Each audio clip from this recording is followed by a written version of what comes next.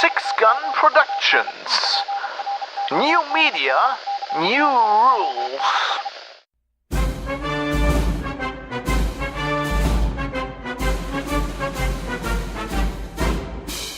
This is Geek News Radio, Broadcast 78. For Monday, December 24th, 2018. Mars patent titanium liver.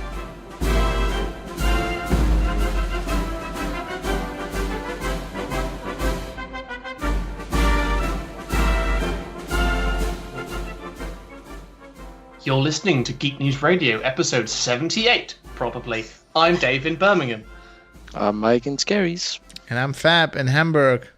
Whoop, whoop. Yeah, I hope you got the number right, because I sure as hell didn't last time. This episode, I looked at both the title and the file name. So I'm so confused. I'm completely... either I'm correct or I'm doubly wrong. As we're recording this, we have I have two unreleased podcasts. I've got an unreleased GNR and an unreleased Hollywood Outlaws, which I recorded yesterday, where I called Dan Dave. Because the secret thing, you've never seen us in the same room, apart from all the times you have. Well, you are actually both really tall. Yeah, exactly. But like, you could be his kid, I guess. Almost. Probably. I could be I don't one of know. people's kids. I think... I believe he called me a sperm. Yeah. Yes. Yes, he did. That was amazing. I've not was, listened to that episode yet, but I think that's correct. You're merely a sperm, Dave, compared to us my God. old people, like Mike and me. Yeah. You moved up from a twinkle in your parents' eyes to... Yeah. Yeah. I mean, I feel a million years old, but that's just like the news in the UK right now. Oh, yeah, I guess we'll get to that. So we have, this is the last episode of the year, so we're going to do predictions from the last time. We're going to do new ones. We're going to wrap up a bit of stuff. I want to talk about Battlefleet Gothic 2. Nice. Because I got to play that a bit, and I guess I saved this for when Mike was on. And I love it. we're going to talk about the return of Angels of Death. Yeah! And then wrapping up the year and, and everything. But before we start, what are you guys drinking? Well, Fab, I am again on Australian Merlot because wine is life. Wasn't it South African wine last I time? think actually it probably was. It was Australian it was a warm place wine. Merlot. It was good. Okay. It's Mike? good. I have a McGargles Stout. What? McGargoyle? McGargles? Oh, yeah. McGargle, yeah. It's from County Kildare in Ireland. Why is it called Mac then?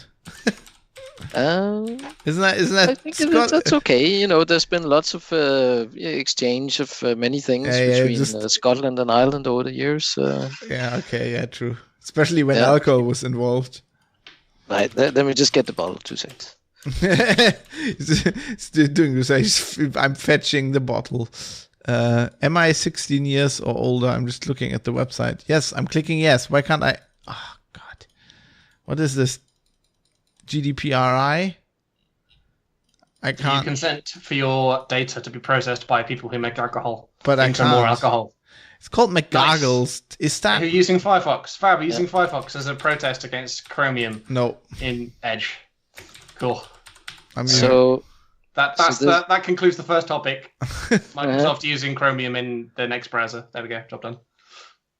We're an official Linux Linux podcast right now. Talked about open source in the first 10 minutes. okay. that's awesome. I'm sitting here with the multi-award winning beer from McGargle. It's actually called Sean's Export Stout. Okay.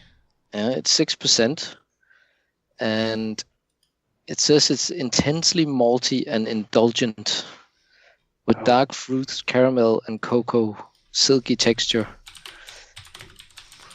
And I agree. just love the name McGargle. That's great. My wine allegedly opens with a sweet mulberry fruit on the nose. It has instant appeal with flavors of ripe blackberry and plum, complemented by supple tannins. Didn't know tannins could be supple. An approachable style means this wine can be drunk on its own or be comfortably matched with a robust dish, such as red meat. Ingredient, grapes. This website's just asking me if I'm of legal drinking age in my country. I don't know. I guess. What country am I in right now? That is just they're just like, oh god, it's too complicated. Yeah. Right? Some places it's 18, some places it's 0. If it's with a meal, god, who knows? Just get them to say yes. That's the Irish approach. It's like, are you? Yeah. Are you okay with this? It's more like, don't let Fab near the alcohol. No, let me near the alcohol. Actually, I'm on Earl Grey right now.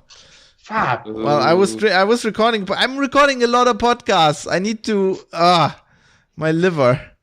Fab, it's the last week of work for you. You don't have to do anything tomorrow. Exactly. Next year, I'm just going to be drunk all the time. You could edit my podcast at work, Fab. There's nothing I could do. Yeah, you're right. I could probably do that.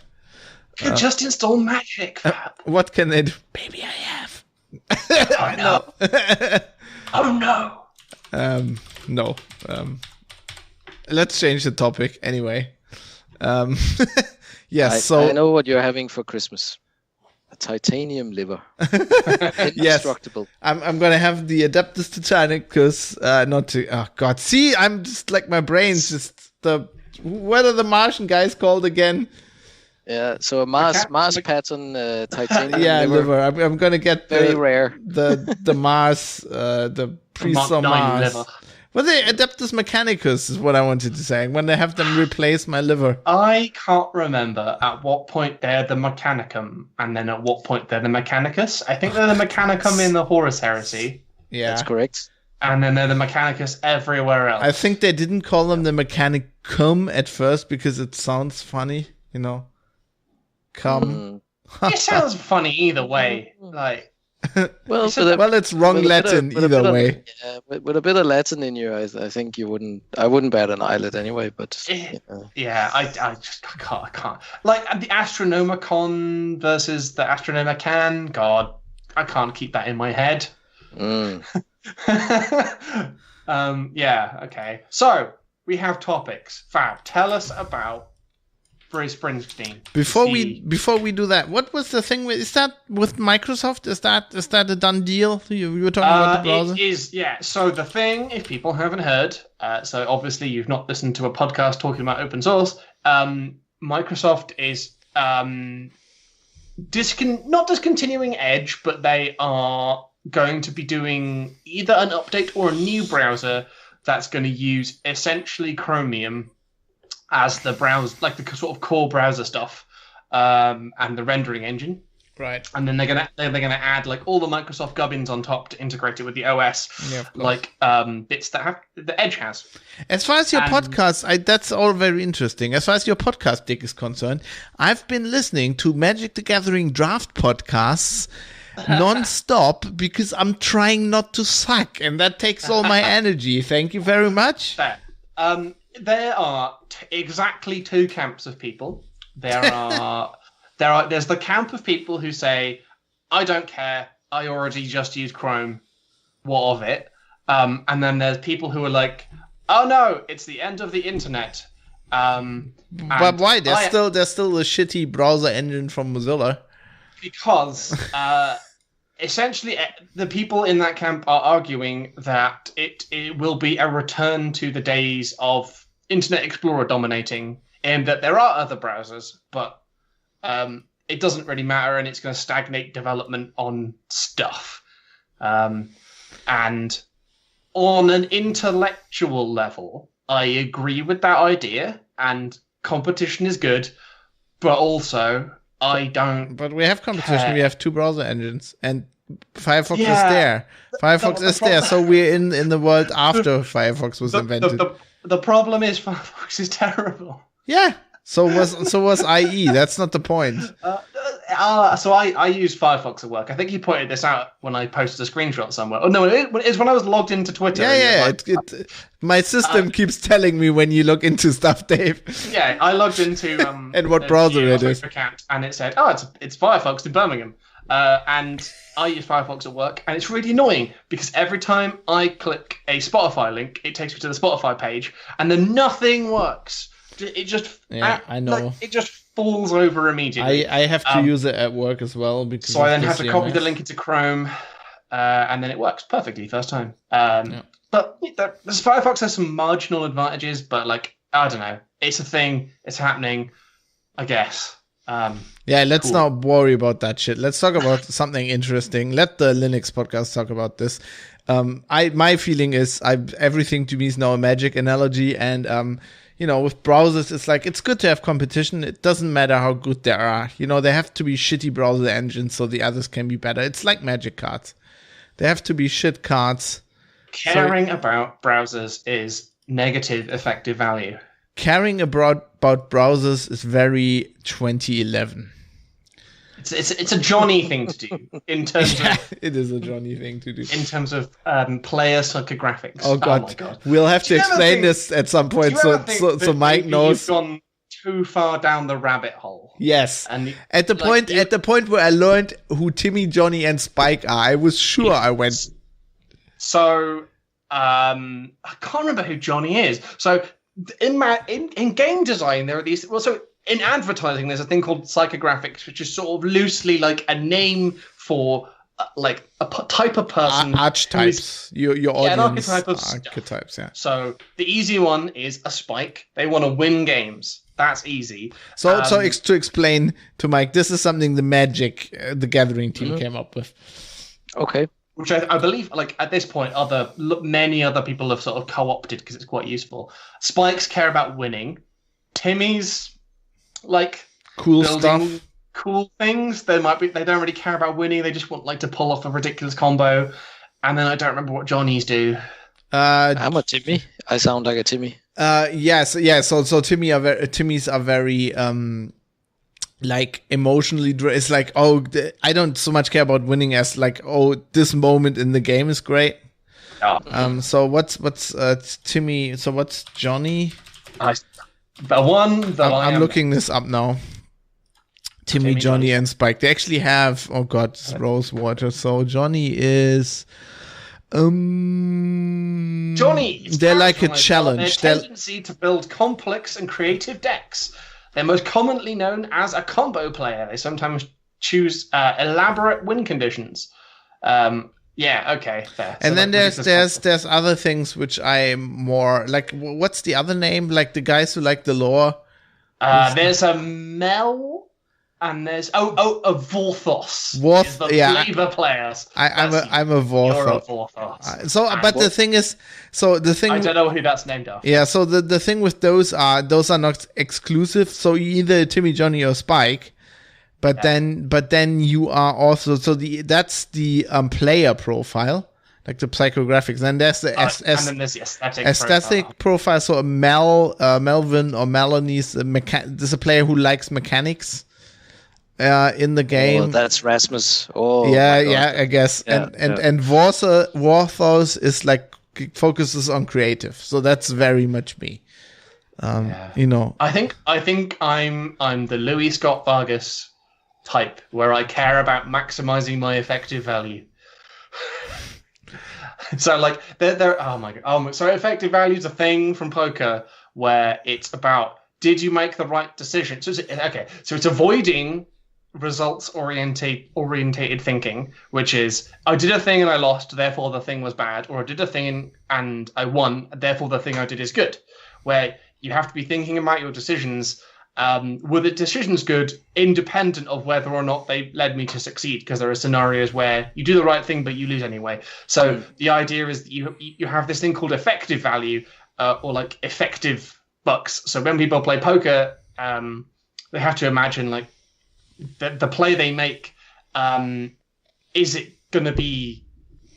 Is it going to be good? Like it might make you money, but like, is it the correct thing to do in that situation? And then if you do the correct thing but then ultimately lose, you've still gained sort of imaginary effective value. Is it Niv Mizzet or not? Yes. Which Fab is referring to the bullshit deck that I'm currently playing, which is it Drake's? It's very fun. It's good. It's the most fun deck because you play. So I'm pretty sure that I'm a Timmy Warthos. So I like exciting stuff, big creatures, dragons. Whereas I think I am a Spike Mel because I like. You're what we refer to in the business as a git. A tryhard. A cheeky git. Yes. So let's talk before we get into more of that nerd stuff. I want to get some emotional baggage out of my way. Yeah. I want to talk about Springsteen on Broadway, which is now available on Netflix since Sunday, and it's available everywhere in Europe as well, as far as I can tell. And if you have Netflix, you should watch this because it's amazing. I watched it on Sunday, and okay, you have to understand that I'm in a very emotional position right now. I am what we call in Germany nah am Wasser gebaut. What? Built close to the shore. Meaning, you are built close to the shore. I'm built close to the shore, meaning I cry at the drop of a hat at the moment. You can get damp really quickly. Yes. That's actually quite a good phrase. Yes. Yeah, that's good. Well done, John. We have one good proverb. It's one good expression. You eat raw pork, but you also come up with great phrases. Yep, sometimes. That's us. And then sometimes we just attack other countries. But let's not talk about that. Confirmed bad. So I'm like, because I'm going through a lot of exciting changes in my life. I guess that's it. But I was listening to this. I was watching Springsteen. So, but basically what it is, he wrote an autobiography. And so he then decided to do a Broadway show, I guess, for a month or two originally. And it was completely hyped, and he's done it for over a year now. He's just finished. He couldn't get tickets for the live. I mean, I actually did a radio sweepstakes thing, which I never do. Trying to get tickets for this. And so he tells stories from his life, and then sings songs acoustically, very, very somberly, just with a guitar or keyboard, and it's amazing. It's like he keeps talking about how he kind of, there's a great piece in Esquire that was an interview in connection with this, where he talks about how he has had depression. He's been fighting with depression. He's recognized that the problems he had with his dad were not because his dad was an ass, but because he was depressed for much of his life. And it's just like, he keeps talking about how he's like I guess he doesn't say this, but it feels like he for a long time he's felt like a fraud. So he's talking about, he starts with like, it's, he does it funnily. Like he talks about how he's like this working class hero, and he's never held an honest job in his life. He's like, I've never worked 9 to 5 until now doing a Broadway show, and I don't like it. He's talking about how he went on a cross country trip with his friends through the United States, and he'd never driven a car before. What? And then when he was like 21 or something, and then he says like, I thought this happened recently. No.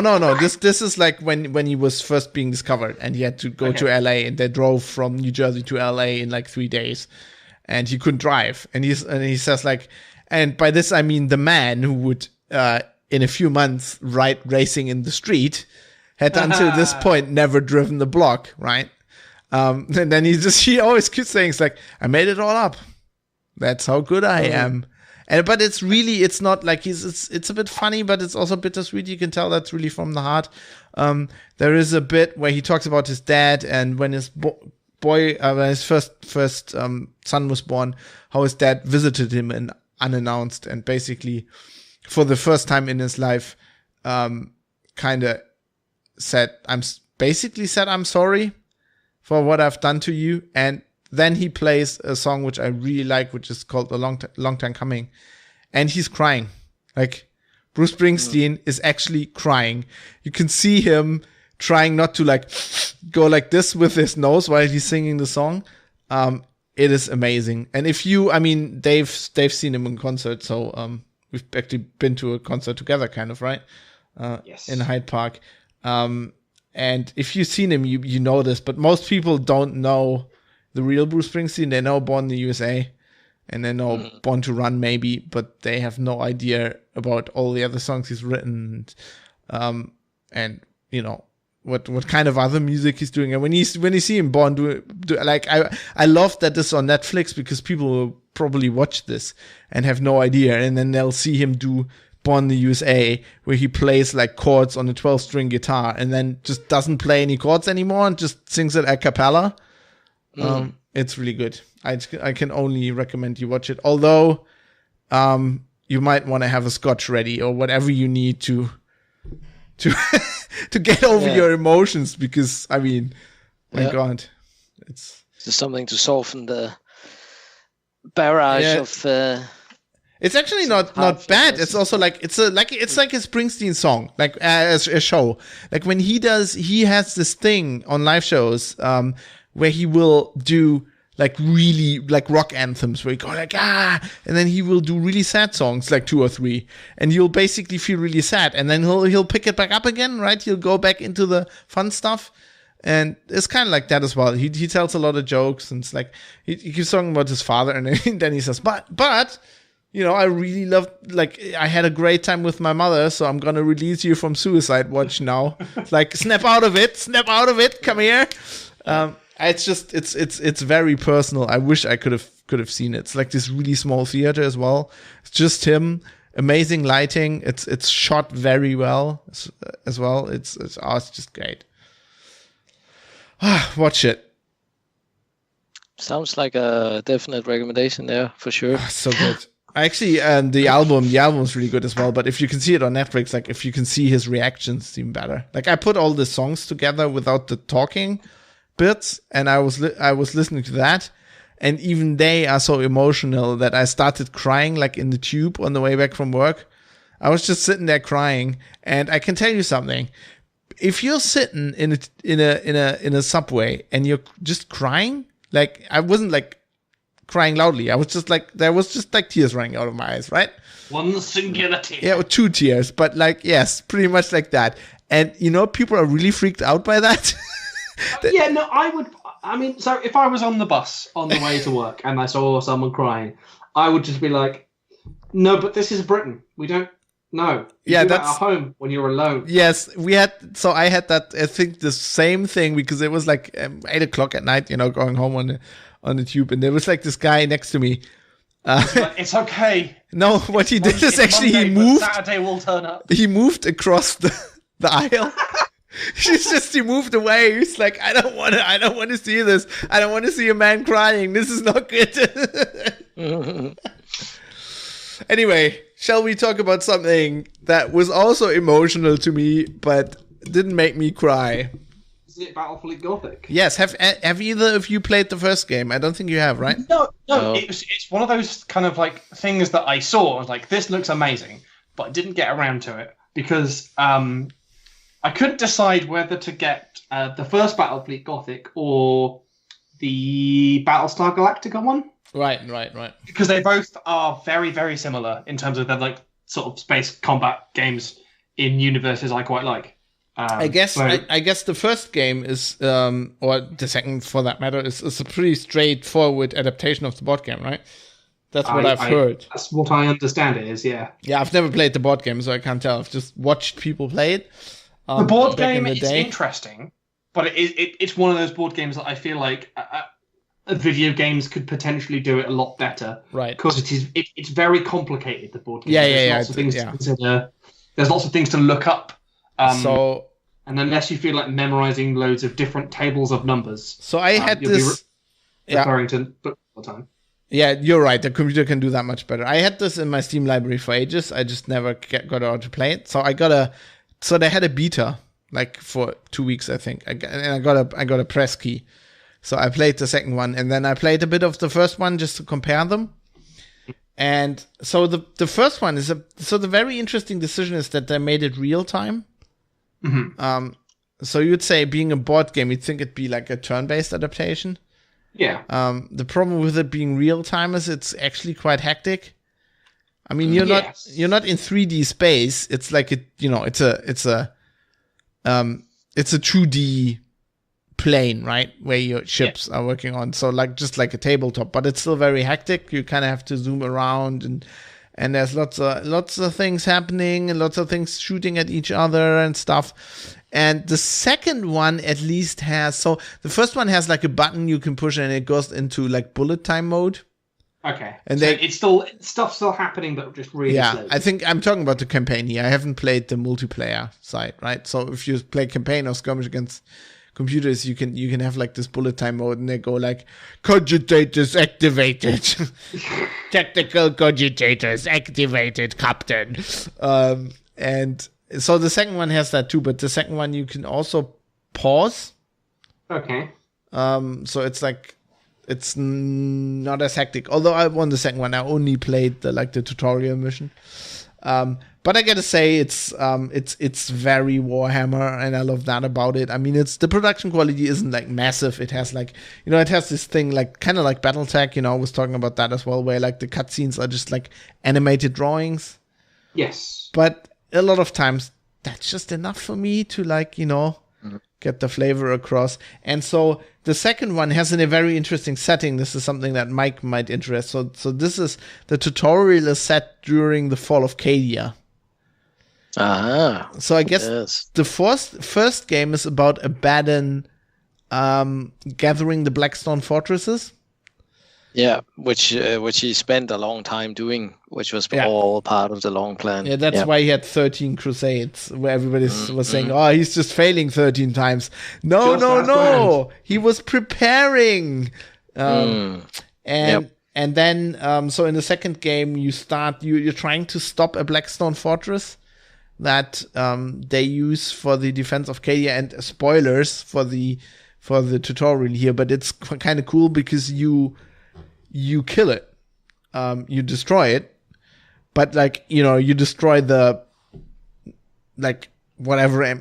It's like it explodes, but the Blackstone stuff is still there.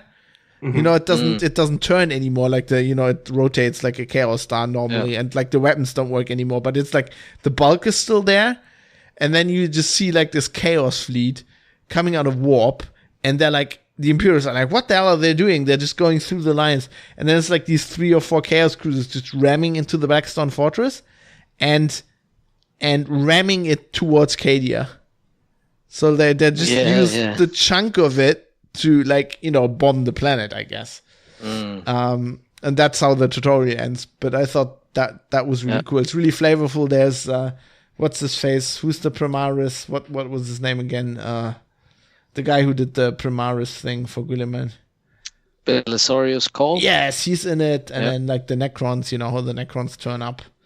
They love Blackstone. It's about the pylons as well. Like this is Cadia, right? The pylons, so the Necrons are kind of telling him this is what the pylons are for. And Yep, and so you're like this captain who then becomes an admiral, and it's all very... It's I love it. It's ships and 40Ks. I'm down with that. It's very flavorful. My Vorthos brain is incredibly satisfied. Sounds very good. Yeah, I'm just looking at it on Steam here. I'm getting that getting itchy feeling. And I gotta say, the second game looks a lot better. On 24th January. So yeah. So obviously the beta is. The beta is closed now. Yes, it's closed now, and it'll release in January. And I guess the key will work for that. I'm pretty sure. So I'll talk about that as well on the podcast. Awesome. I don't know. Let's see how much time I have. I might stream it a bit in January when I'm or when I'm a full-time Twitch streamer. Twitch.tv/6guntv, and you'll see me play Magic, opening Magic packs all day. Oh my god. Doing shitty drafts. Yeah, and we are right in the Warhammer thing, so I guess we can now announce the relaunch of so of Death. We sold the rights for the name Angels of Death back to GW. And what they have done is they are making some sort of free web series that is like badly animated. Am I the only one? Am I the only one who thinks this? Or no? It's weird. It's a weird case. Well, I sort of agree with you, Fab. If people want to mark that down, Dave agreeing with Fab. What's happening? What? I think the animation looks like really bad.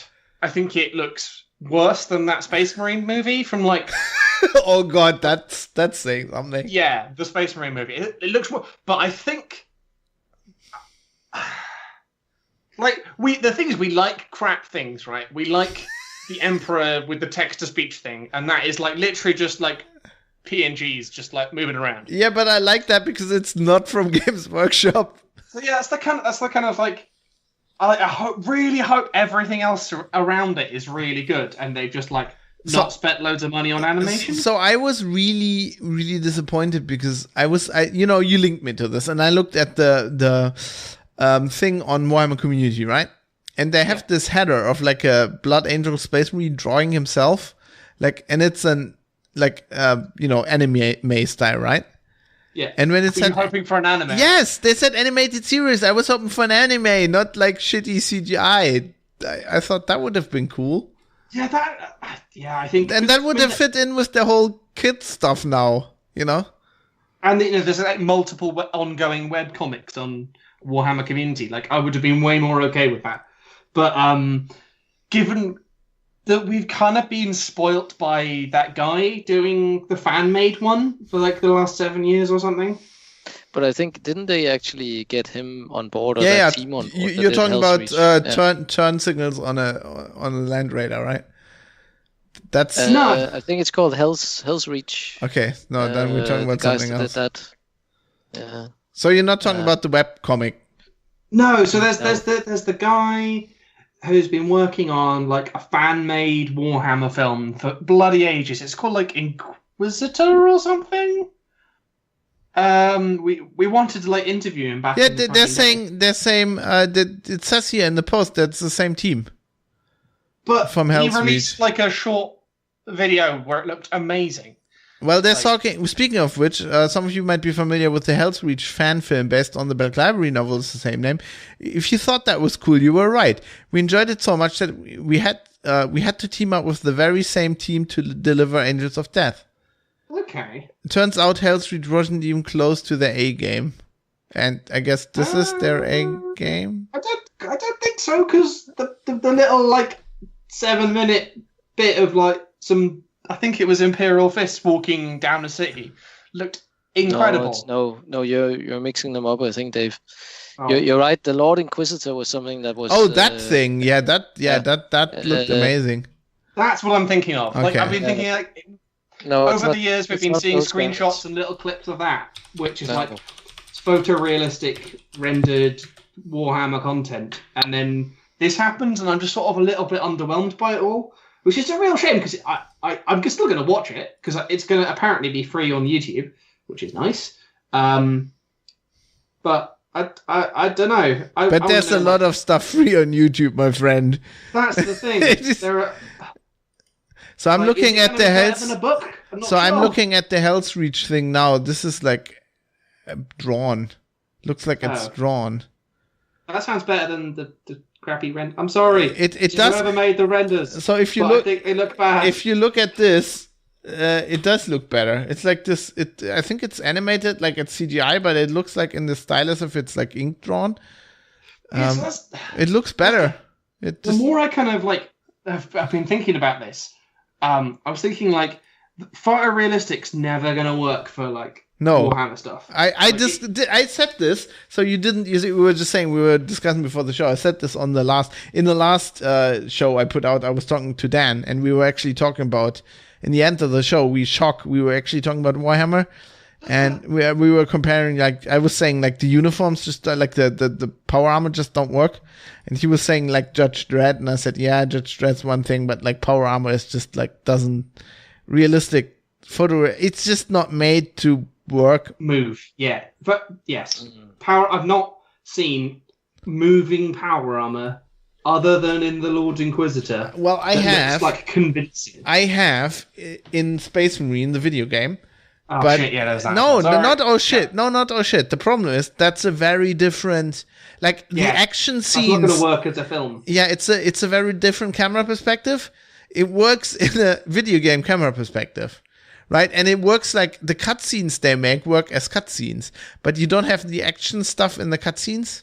You know what I mean? Because there's a lot of standing around in the cutscenes. Yeah, because that. Or generally not moving like your legs and stuff. I just don't know. I was just seeing it, and I'm not sorry. I talk about things that I think, and people don't have to agree with me, but I'm not sorry. And that animation just looks shit. It looks crappy. And then what seals the deal for me is just whatever music they used. It sounds like it's Creative Commons like techno theme. It's like shit. Seriously, if we had said, like in 2015 or whatever, let's do like an animated film out of Angels of Death. Like I could have done like, I did a thing with a friend when we were back in Bonn. We were doing a Minecraft series. So we were doing Let's Plays, but we did an intro, an animated intro in Blender. Okay, he mostly did it. I did scripting and stuff, but like we could have done this like with a bit of time and a bit of Blender, we could have come up with this. Fab, I'm just looking at something now here. If you look at the different health reach animations on YouTube now, this looks pretty good, I think. Actually, if you look at this, I'll put links in the to that in the show notes. Yeah. Because I think what they've discovered is that these guys have been working on it for a long time, and obviously improved, and they've been given the gig. Oh, this looks like video game. Yeah, this looks pretty good, I think. I mean, as Dave said, or as you said, that this is better than the Ultramarines movie, because obviously the camera, like the camera moves. It's the modern camera sort of. What engine is that? That must be like a game engine. That looks. Is that Unity? It's not Unreal, I think. That is a game engine they animated that in. I can tell that. Yeah. Yeah.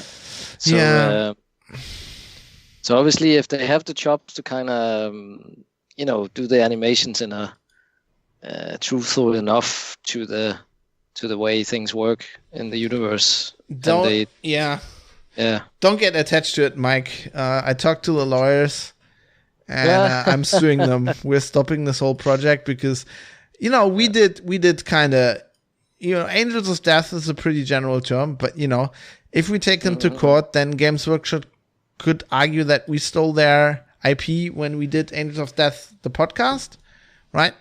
But then they clearly stole it back.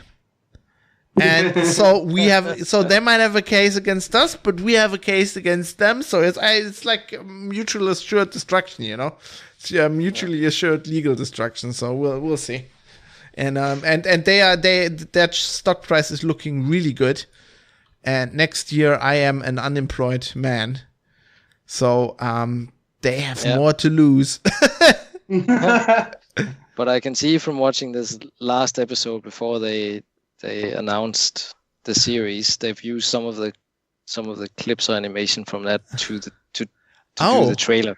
All right. Like, you'll see like there's a Titan in there, so that exact clip of the Titan's foot is in the trailer that they released. So I think we should give them the benefit of the doubt, because they'll definitely, if they have the full support of Games Workshop behind them, and presumably some more resources. Yes, what they must do is improve the textures on the shoulder guards, because this Black Templar icon there's lots of, they need anti-aliasing on this. Let me channel my colleague Martin here. This looks atrocious. we need to have the have like bump mapping or whatever it's called. I was about to say that though, that the Titan looks really flat. All the legs and stuff, they look like just these gigantic perfectly flat panels, which kind of looks a bit odd to me.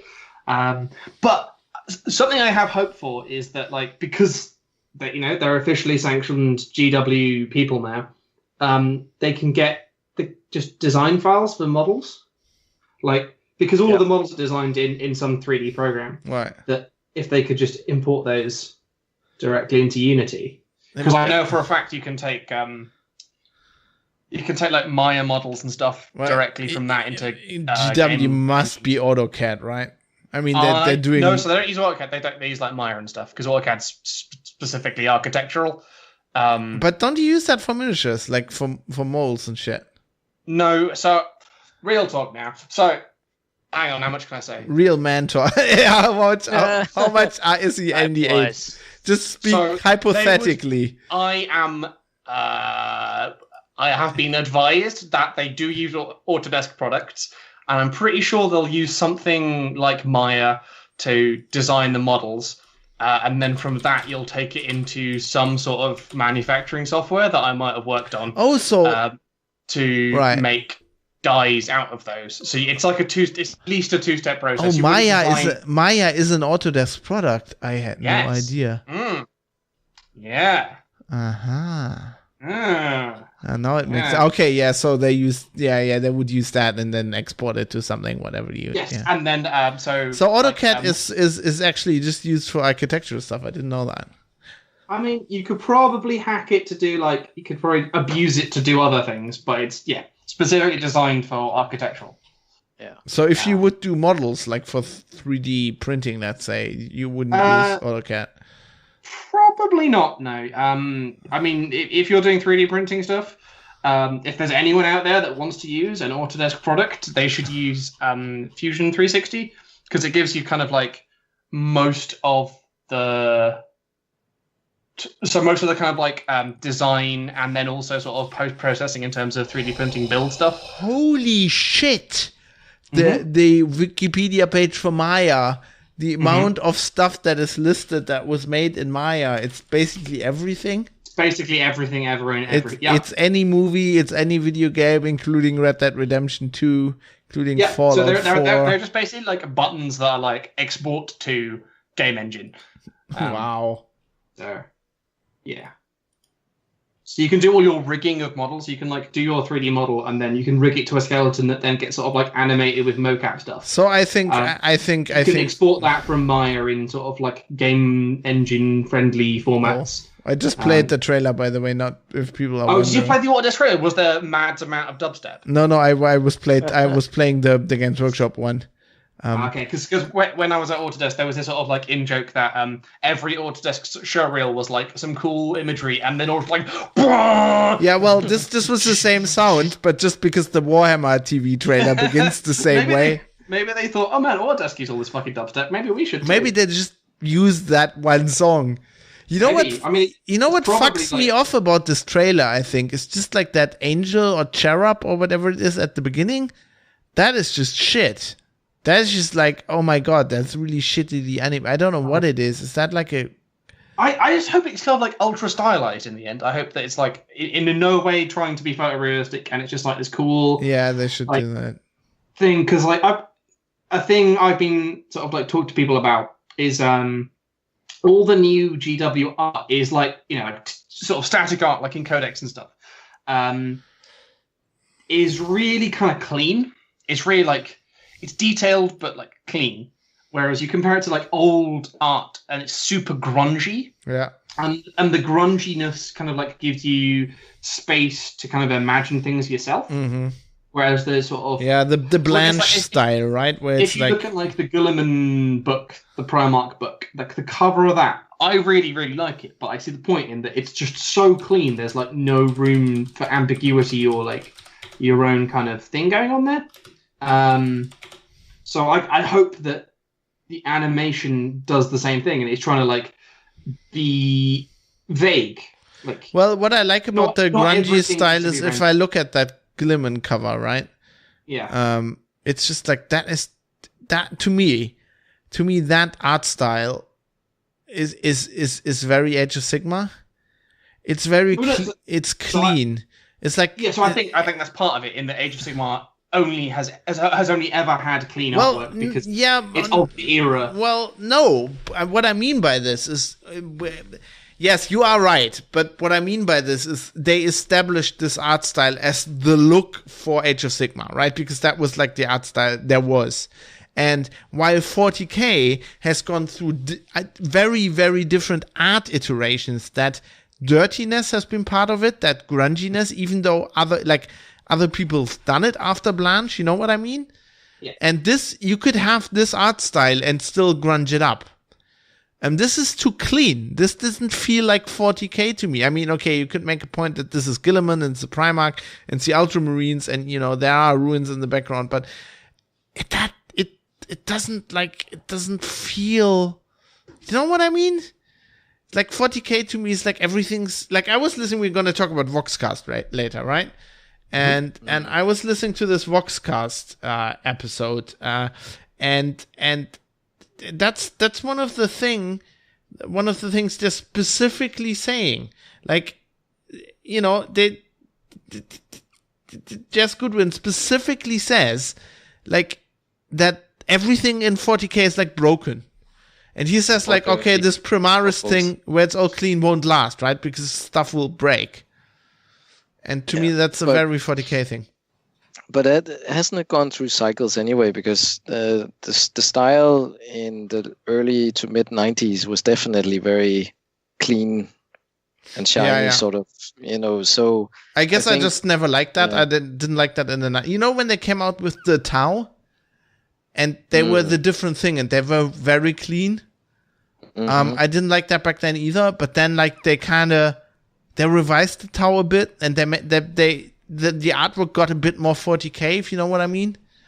Like, yeah, and then they also have the crude, you know. So sometimes they can, you know, when you talk Tau and you sort of show pictures of them, then the battle suits they will tend to be a bit more shiny and less. Yeah. But also, like, it's not only like you can have an army that the whole thing is that they're clean. But like, I think they made an effort later on in the codexes and whatever to put them in situations that are specifically 40K, where like everything else is grungy and destroyed and whatever. And maybe that's the thing with this Gilliman cover as well. But it's just like that. I guess, I mean, I was thinking about this while I was listening to this Voxcast thing today as well. I mean, you could argue that I'm inherently predisposed against Primaris Space Marines, but I think I think that wouldn't happen. That is one of the that's one of the problems I have with them, because they made a specific backstory. It all makes sense, right? But they are new. They have new stuff and whatever, and I've been thinking about this, and to me personally, it would have been much better if they just had done a blatant retcon, right? And they had just if they had just changed the proportions on all the new Space Marines, you know, just change whatever they changed, like the legs, whatever, but the rest stayed the same. Didn't design new helmets, right? Didn't design a new look for the uniforms, didn't design new units. Just any Space Marine we're doing from now on has different proportions. I would have been okay with that. That is weird, but I don't know. It's just like this thing. I mean, I guess the argument would be that they're changing what 40K means, right? With the introduction of the Primaris. Yeah. I mean, also, you know, the stuff they're talking about on that podcast is you know, they're talking about that. They're changing. I mean, it changes in the lore, right? They've changed what Space Marines are. There's a whole process, and they explained the process. You know what I mean? Yeah, because they're adding to the makeup of them genetically, of the additional organs or. Yeah, it's just, I don't know. It's and anyway, let's get off this. What were we actually talking about? Yeah, my point was, I'm hoping the animation style is more vague, like old art, so that it doesn't, because in the hunt for sort of photorealistic Warhammer art, they're going to end up making it look super dated in 3 months' time. Even if it's like flagship, like Marvel film quality CGI, it'll look bad in soon. So I hope it's a sort of. Is it a thing? Is it a thing? So another thing I've been thinking about. So tell me what you think about this. So there are some universes I feel don't work really well in movies, and I continuously I start feeling that 40K is one of those. I think because it doesn't make any it's just not. It doesn't really make sense as a world. Like, it's a great world. It's great to read about it, but it's like once you get into the nitty gritty details, it's just like, it's preposterous. I think in order to make a story, you need to carve out a chunk that you want to focus on. Because if you try to tell everything that goes on in the galaxy, I agree with you. Your viewer or your listener will just be overpowered if they don't know much about it beforehand. I think so it you works. have to focus on the story and add the elements that make sense. So technology is fucked and guarded by high priests, right? That could be one thing where, okay, in your story, it's very hard for the protagonist to find particular pieces of things to make things work, or something like that, or they live in a fascistoid imperium that stamps down on anything that's not approved by the ecclesiarchy or whatever it's called. Things like that. You focus on an element of it, which can then facilitate the story. Yeah, and I feel like in a book you can pull that off better. Like, for example, I always have my example I have in my head is like a fighting scene involving Space Marines, right? So you have you have in this game, I have a box set behind me where it's Space Marines against Chaos Cultists. And if you actually would film that, it makes no fucking sense. Like, the Space Marines are in this impenetrable armor. They have guns that shoot bullets that are half as big as the head of the guy they're attacking, right? That explosive, you'd have no chance. But in a book, if you have really good, people I don't know, the good writers, Graham McNeil, people like that, they can pull it off. They can selectively show you scenes, or at least me, that when I read the book, I can suspend my disbelief. Mm-hmm. But as soon as you see that in a movie, there's just some things that work better in a movie that don't work as well in the book, and there are things that work better in a book. As soon as I see that in a movie, I'm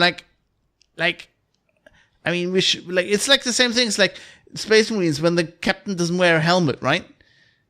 And you're like, the whole power armor doesn't help you if you're not wearing a helmet. Like, what? But did Lord of the Rings work for you then? When you watched, the Siege at Helm's Deep? No, it probably a bit better, but I still, in hindsight, I think it works better in a book. I think it's one of it's a similar thing. It's not as bad because, okay, so 40K has this problem that it is it is science fiction, from a. It's in the future. It bases itself on science, but it really is more fantasy. But because it's kind of has this conceit of being science fiction, it can't just go magic, right? Lord of the Rings can go magic, just Gandalf. Or but they can Fab. The whole using the warp, to do with the warp, all that. The entire reason the warp exists. Yeah, but they still have funny rules. Like Space Marines can't do that. A normal Space Marine is just you know what? There's still, what I mean is yes, you can do the warp, you can do magic. There is magic, but in Lord of the Rings, it's okay to say Legolas is an elf and he's just faster, right? So I think you're not at that point. You're not going, but the laws of physics. But with a Space Marine, where yes, they're superhuman, but their strength comes from just having more muscles or having armor that is powered, you'd still go, but physics. You just have to. No, because film physics don't work. They're not real physics. But No, I'm not talking about film physics. I'm talking about generally in the game as well, and in the books. You have to frame if you were gonna do a blockbuster film about Space Marines versus cultists, you just have to frame it differently. So you have to you tell the story of 5 Space Marines fighting off like 400 cultists, and then it becomes interesting. Or there's like some Space Marines versus some guy powered by the warp. Like, sure. Like, it wouldn't be tremendously interesting if it was just like, and then here's 20 Space Marines, and then they fight a squad of 5 cultists, and then the 5 cultists get mushed as they would. You just have to create the film differently. And I don't think that the medium of film suffers from it in any other way other than you have to have amazingly high production values to pull it off. I think is my only thing that I would say that stops like 40K being a great film or TV or web series is that you either have to come up with some style of showing or telling the story that doesn't cost hundreds of millions of pounds, or you spend hundreds of millions of pounds to tell that story because it's so visually rich. But much going on. My example with that is I don't think you can spend this. I don't think it's an amount of money. Like the thing I was talking to about Dan was like, look, I've seen Doctor Strange, right? And that had an amazing budget, right? Mm-hmm. And they still were not pulling it off. I was not suspending my disbelief. It was all the same effect. It did look silly. And that was easier to do than a movie where everybody just walks around in power armor. Because there were lots of scenes on that where it's just on a sound stage, right? And people are just wearing costumes. I mean, I guess if you're gonna make that criticism, it's not about 40K. It's about all sci-fi and or fantasy, right? I think if are you a big Marvel fan? Fab, have you read a lot of the Doctor Strange comics? No. Okay, well, I would argue it's the same thing for a person that hasn't read 40K books. Then, if they do not like or cannot figure out how to suspend their disbelief when they watch stuff like that, they will usually not enjoy those kind of stories. No, but that's not my problem. Like, I'm willing to suspend disbelief. I just thought it didn't look. I just thought it didn't look as good. I just think the problem with 40K is you want to do Space Marines. The problem is Space Marines. The fucking armor. It's like you can't build that. So it has to be CGI with a head. Like, you just have to have the actor's head, and the rest is all of it is CGI. The Dread movie is so. I didn't bring this up with Dan because we didn't have time and I didn't think of it. But like the Dread movie, the new Dread movie is amazing, right? But they're all costumes. They're just wearing costumes. It works because even though they have massive like shoulder guards, whatever, and a silly helmet, that is a costume they built for a movie. It wasn't a costume that was designed as a miniature. The fucking Space Marine armor just doesn't work. And Dave is right. Even if I'm wrong, Dave is right. If you wanted to do it, it would cost $1 million a minute on screen. More than that. Yeah, that was conservative. Yeah. If you do not pay your artists. I mean, even Marvel with the current budget would have a hard time. Because if you see Doctor Strange with a lot of CGI, but there's a lot of stuff where they're just in a room and there's just, stuntmen running around. No, I think what you're getting at, which I would actually agree with, is that a 40K movie would be much better in an anime style or an animated style of some kind. That's the key thing. Everything's better in an anime style. Or you just do, I mean, you guys are right as well. I mean, the problem is you want to do Space Marines, or you're just not gonna not do Space Marines. You do Gaunt's Ghosts. You do 14 Ghosts. You do the Imperial Guard. Or you do like fucking, what was it, like Starship Troopers? Steven Spielberg does Gaunt's Ghost. Oh my god. You have like aliens, but it's like James Cameron. a single Tyranid on a ship. Yeah, exactly. That would work. Guys, let's just do a really up all our money. Do a really creepy. So who's my favorite director? The guy who did the original Alien. Yes. What's wrong with my brain? That's so bad we can't remember that. Ridley Scott, right? That Ridley Scott do it and do like a Gene Stealer thing, where it's just like very creepy on like this, I don't know, rural or agrarian planet. And it's like perfect. Gene Stealers rising up. Did you see that really short film called like The Guardsman? that was actually do stuff like that. Do that. Person Games Workshop, why are you not hiring the creative team behind the original Angels of Death? The great Six Gun production podcast. As consultants. Yeah. I'll come on as a consultant. I mean, we've been there in 2012. Just hire us. I think you just need to become really good friends with this guy, Richard Boylan, that is the Hell's Reach sort of guy that posts on YouTube. We'll suck up to him and somehow get our feet in the door, and then we'll become scriptwriters and production assistants. Right. I'd bring Kato Sicarius back straight away. But he is back. He is back. Is he back? He is back. When did he come back? He's in flipping Plague War.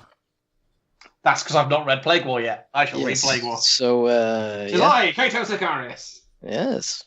That's right. That's made my day. I know what I'm going to spend my Audible credit on now. You said you're going to read straight it. Ahead. Well, I say read. Consume the written word in a format.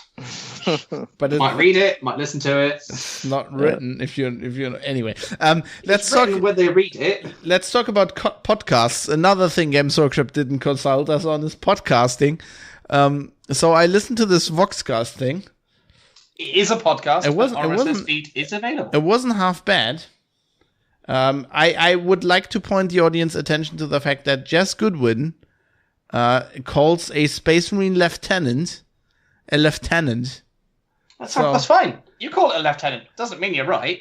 Yeah, but if Jess Goodwin says it, that's a logical fallacy. That's like a what is it? The arguing from authority fallacy. Just because Jess Goodwin said it. It's true. If Jess Goodwin told you to jump off a cliff because a Space Marine would do it. No, the point. Because I will just point something out. I own the DVD of the Phantom Menace, where there is an extra sort of documentary about how George Lucas was involved in, setting up all their sort of new aliens and blah, blah, blah. And at a certain point, he says something about something laser sword, something. Yeah, right? See, it's a laser sword. Yeah, so I just want to throw that in there that, there might be sometimes where even the originator of something does not call something what we think is the right thing. Actually, in the funny thing about this, in the German dub of at least of the first movie, they call it a laser sword. Nice. So in German it would be Lichtschwert, which is light sword. But they do call it a laser sword, laser schwert. When I was but a child, I called it a lifesaver because I was stupid. All I'm gonna say is Jess Goodwin could go and just put out. They just could put it in all the audiobooks, and then arguing from authority would be right because you actually do have the authority. I don't. No, it's fine. It's a word that exists outside of Warhammer. Let's not rant about this. Can I rant about something else before you tell me what you think about this podcast? Okay, yeah. So it fucks me off monumentally when Games Workshop. Does it really boil your piss? It really it boils my piss to the boiling point. No end. Yes, it's still boiling. They keep talking about intellectual property, right? And the IP is this old, the IP in this, and the IP that. And that really pisses me off. Because, I don't know. It's just okay, so there's this. Is it because they copied lots of things? Yes. It's like when companies who, like, in the 80s, where, like, people didn't so much care about copyright, like, there wasn't so much copyright enforcement, this kind of shit, like, where people were more laissez-faire, when they stole, like, every fucking what they now call IP under the sun. I mean, we were talking about Alien, right? They ripped off Judge Dredd. They ripped off Alien. They ripped off Star Trek. They ripped off Lord of the Rings. I mean, fucking orcs. They ripped off everything under the sun. And now they're like, it's our IP. We're now going to call them Drukhari. And it's our IP. No, it's fucking Dark Elves. Even sometimes he was calling them Dark Elves, which I found quite funny. Yeah, I mean, Jess Goodwin. I did notice that he was very careful for a while to say Drukhari. And then just splits up, I think. And it's like, yep, there we go, because they're dark elves. Yeah. I mean, it's so hilarious to me that they think they can just like. I mean, they can copy, like they can have a trademark on the new word, right? But the thing is still the same thing. Yeah. It's like, can you imagine? Can you imagine them?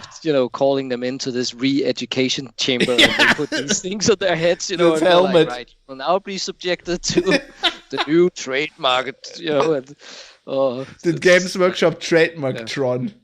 And it's like this. It's like a presentation on corporate branding. Yeah, exactly. That's what it is. That's not Games Workshop specific. That just pisses me off about I don't like it if you invented all your shit, but it's like, so it's probably because I did like a bit of like English literature. Are you annoyed when, say, would you be annoyed if a company made some content and then it followed the hero's journey and then they were like... That's what I was just bringing up, yes. It's like, raw, this can't stand, they can't call it RIP because they followed a 3-act play. No, what I'm like... There was a start, a middle, and an end. Actually, that's ridiculous. I am reading Campbell right now, and I'm reading The Hero with 1,000 Faces. And the interesting thing is just like, no, it's not about that. The point is where people like, it's like the same thing about, when I get annoyed, then people call things tropes. Mm-hmm. And it's just like, what you meaning when you say tropes? It's just like the hero's journey, like, it's shorthand fact. It's good. No, because like it would be okay if it's shorthand. The problem is that tropes has a very negative connotation. And people that use this on podcasts to talk about video games are like, oh, they're using this trope. Yeah, like the fucking piece of theater you just 10 minutes ago praised. Where it's like, what, you like Shakespeare, but this is a trope in a video game? You know where Shakespeare got his shit from? It's not a bad word, but people are using it like that. Yeah. There's sort of an elitist twang to it, I think, these days, which is very unfortunate. Yeah, and you think like, I mean, with this stuff, I mean, come on, let's not kid ourselves. This is all like the same stuff. I mean, we were talking about Magic, right? This is not about Games Workshop. Like any of these, it's just like, this is all, you're just recycling shit from the Greeks, from the ancient Greeks. Like literally in Magic, it's like all fucking minotaurs. And I mean, if you go to any of the Black Library events, the authors will tell. Oh yeah, they know. Yeah. That in order to do something, you have to make engaging characters. That's what people get drawn into. It's engaging characters that are challenged somehow. That's all there is to it. And I know that sounds extremely simplified, but and I believe it because yes, the tropes are there for a reason that, it is possible to make sort of generalizations about things happen, but you have to tell a story that engages people. And by far characters that draw people in are what's gonna make you interested in the story. And the underlying thing is, I mean, the Campbell says it's all the same thing. It's like, it's like the monomyth. It's like Jesus. It's like the hero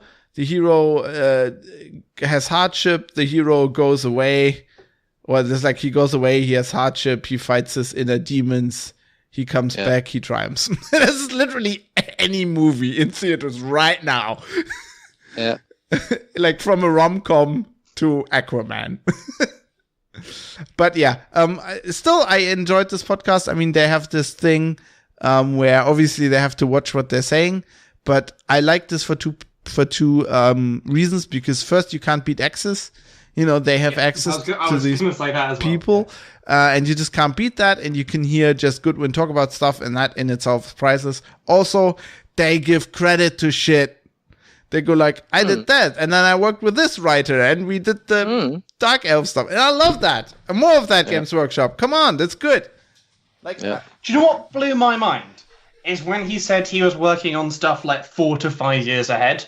Well, yeah. So like, I obviously like, I'm aware that things get worked on a lot and it takes a long time to do stuff, but 4 to 5 years is insane. Well, I would have imagine working on something that you can't tell anyone about, and no one will see the light of day for 5 years. I would have thought so like 3 months ago, but since I listened to Maro's podcast on Magic and the lead times they have, I was actually thinking about Games Workshop and thinking, wow, if Magic, if they're doing it 2 years ahead, then Games Workshop I was actually thinking 3 to 5 years. There must be like 4 years or something, because they need to like produce fucking molds and, Well, so I was thinking, when I heard that, I was like, man, if I still worked at Autodesk, I'd be like, we should go there and we should improve their processes so they can move more agilely and get to market quicker. Literally all of the buzzwords would apply. I find it amazing that there are not more leaks. Like, if with their lead times, if you see what leaks, I think it's because it's a niche. It's because it's a niche. If they were Apple, there were leaks all over the place, I guess, if everybody was interested. But then again, we have had maybe they're just shooting everybody who leaks. They have actual commissars. I have had proprietary now, hasn't it? Like in that sense that I have a feeling that there must be something in people's contracts about. So I've there has, but that doesn't usually prevent leaks. I've talked to people who have worked for Games Workshop as contractors. Dave leaks. Basically, they pretty swiftly ask if you have ever been interested in anything Games Workshop ever in your life. And if you, basically hint or, pause or give any sort of indication that you know what the fuck Warhammer is, they're just like, no, you can't see the things. You can't come to the factory. You can't do anything. They're very good, I think. They're much better than, say, I don't know, Google. Yeah, but I think the only reason they can do that is because only us, fucking geeks care about this. If Google did this, they could use no people, because everyone's they had to recruit their people from fucking Sierra Leone. And probably they would even go, I care about the next Android phone. So I guess that makes it actually much easier. But what I was talking about when I said leaks is just the places, the leaks, Apple, I mean, the actual, there's NDAs and you get sued and whatever. But the actual leaks are always from China. And, Games Workshop does shit in China. Manufacturing happens in the UK, so. No, but they do shit in China. They're all their boxes, everything's printed in China. Most of those things can happen sort of at the last minute, right? So there are standard size boxes. The boxes just need artwork to be printed and then being sent. So the amount of time that there is available to leak something is quite short. I don't think all the CAD, all the mold. Yeah, design that is longer. All the molding and stuff happens in the UK. That is longer times. In-house. But you are severely underestimating how much time it takes to print shit. Also, no, they don't do all they don't do all the designing a model range and then building the molds and casting them. But far shorter. But they do not do all the manufacturing in the UK. They produce stuff in China. I mean, we talked about that. We know about terrain and stuff. And I think for a while, didn't they even do the plastic stuff for a while? Pretty sure that they did that in China. Before they went to a lot of plastic. I don't know. These days it's probably different, but yeah. I guess that will change anyway, because pretty soon they'll have to do everything in the UK. Brexit. But I'm still amazed that they don't have more leaks. I mean, there's I think it's just because nobody cares. It's just these people who are working on this, they're like, what the fuck is this even? I don't know. It's why would people care about these soldiers? Little soldiers. No, I don't know. Games Workshop feels like the kind of company where people do give a shit. I've never seen a person who works for Games Workshop and isn't massively passionate about some aspect of it. I don't think they really hire people who aren't passionate about it. Yeah, but still, wouldn't that I don't know how you? I mean, the more passionate I am, the thing you said was be completely right. I couldn't work on this shit because when I'm passionate about something, I couldn't not talk about it for 5 years. I would kill myself. Okay, but you if you were passionate about it and worked with people who are also passionate about it, you could talk to them. Yeah, you talk with your colleagues 24/7, right? Yeah, but like that's not the same. That's like a closed. It's the epitome of nerddom, Fab. You No. get paid to be a nerd geek, Forever. closeted in a little bunker somewhere existence. It's wonderful. I already do that, dream. but like I don't know. I just like for me actually it would be hell. Like to live in a world where I could only talk to my work colleagues about this. Oh God. I mean, even and no matter how much you love the company, at some point you're like, what? No, not that guy again. Not Dave again. Like we did these amazing Space Marines. They're so much better than the fucking Primaris they have now. They're coming out in 5 years, and the only person I can talk about this is Dave. Fucking Dave from IT. I guess that's the journalist. in you, isn't Fucking it? Maya scripts. God. Fair enough. Yeah. I mean, yeah, I guess because it's like completely different for me because like that's basically everything I've ever worked on, right? I can only really talk about it within the company. Person. To me it's pain when we do like the story we can't talk about, like when we do like an investigative story and I can't talk about it for 2 weeks. And that's like, oh God, I want to just, I guess that's why I became a journalist. I just want to tell people about shit. That's why I'm doing this podcast. Anyway, did you enjoy it? I derailed this massively. Did you guys enjoy it? I kind of, yeah, I really enjoyed it. It took me a while to get around to it because I was kind of scared I wouldn't enjoy it. Because I was kind of afraid that it would be too corporate, it would be too controlled, it would be very much like towing the party line in a kind of boring way that would just be like, oh, here's the next things that are coming up, you should buy them. And I'm like, well, I don't need Games Workshop to tell me that. I'm buying them anyway. Like, there's no need for them to do that. But actually, it was quite a kind of cool. Yeah, they talked about lots of things I didn't think they'd talk about. I thought I'd never heard Jess talk before, and he has the best voice ever. He sounds like he has smoked every cigarette on the planet. Yeah, he does. And it's just like, man, like, I don't know, like Marlboro or whatever should hire you as an advert, being like, smoke cigarettes, it will make you really fucking cool. Because this guy's rad.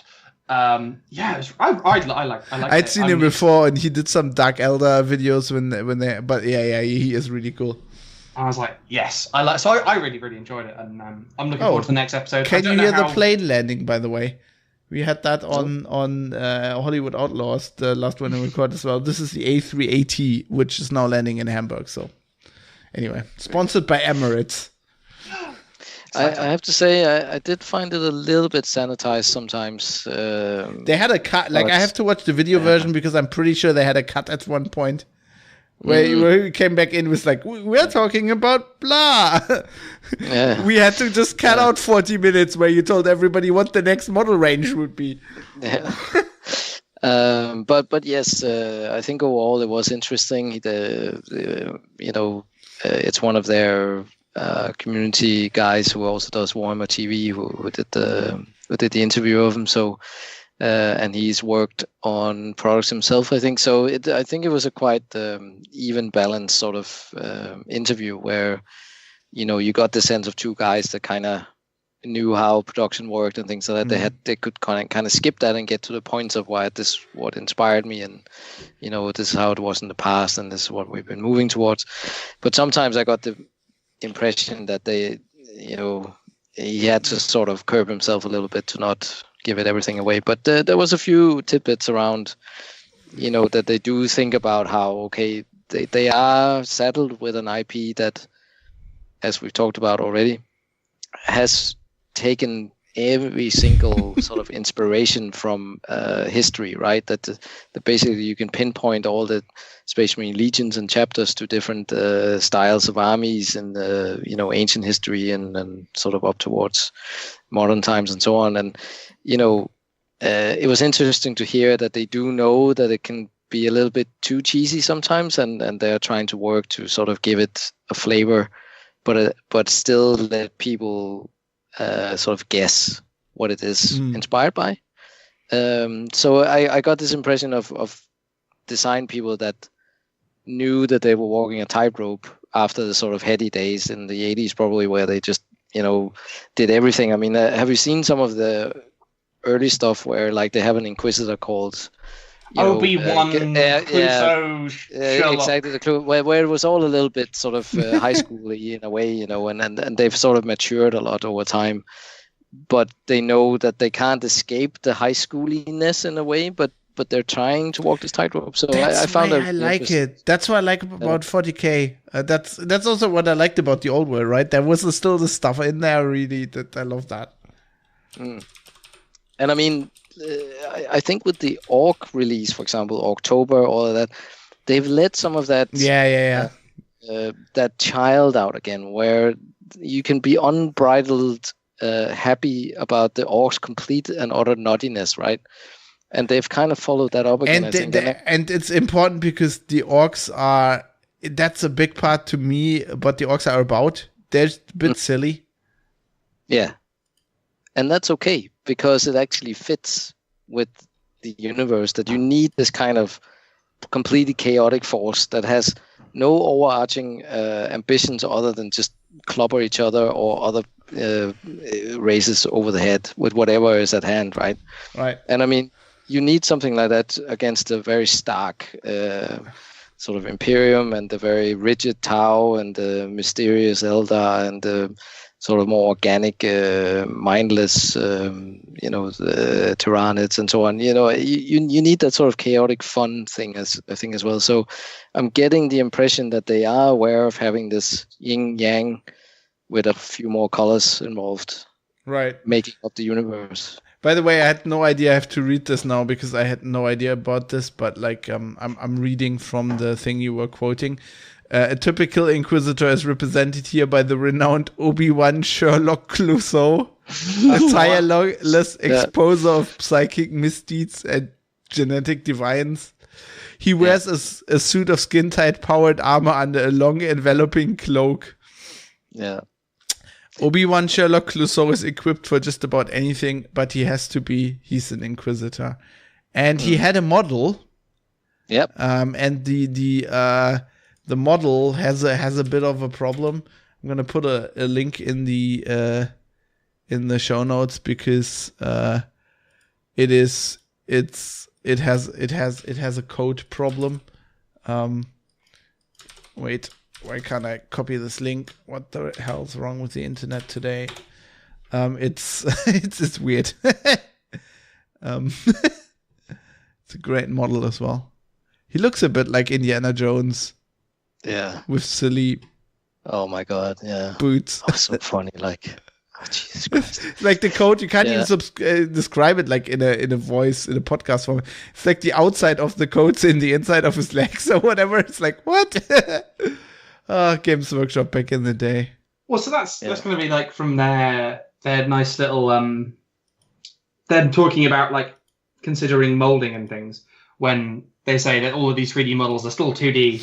Because they still have to be molded. And all the parts are rotated. So that's going to be like some horrible artifact where some guy in manufacturing was like, guys, we can't make this. It's impossible. His cloak has to change. Otherwise, it's going to cost us loads more. So like, fuck it. Whatever. Change his cloak. And I've seen another picture. It's the same on the other leg as well. Yeah. It's like, the coat is power armor as well, wasn't it? Yes, skin-tight power armor. How does that work? How is it skin-tight? It's a marvel of the crazy 80s, this the Rogue Trader kind of I just love his head. They have a really good close-up there. Like, how does this coat work? Question mark, exclamation mark, question mark, I just love his head as well. His head is amazing. He's wearing this Indiana Jones. He's like Obi-Wan, Sherlock Clouseau, and he has an Indiana Jones head. And I know there's a number of people that are doing the old Hammer, old Warhammer, and doing the Rogue Trader era, and they're kind of collecting them and painting them, and all more power to them. I think it's great that they keep that legacy, but my God, I love the new models. Like, I really do. I know you're maybe not a fan, Fab, but I mean, when you look at this, you go like, yes, I want something that looks cool. I just want that coat again.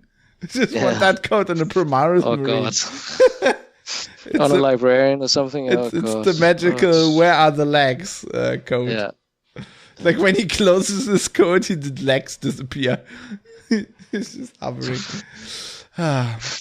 Anyway, we should get up into our wrap up and predictions and stuff, right? Yeah. So, shall we go through the scoring game of how we did on last year's predictions? Yes, and Mike wasn't predicting things, so it's just two of us, and he can laugh. Just the two of us. He can laugh at us.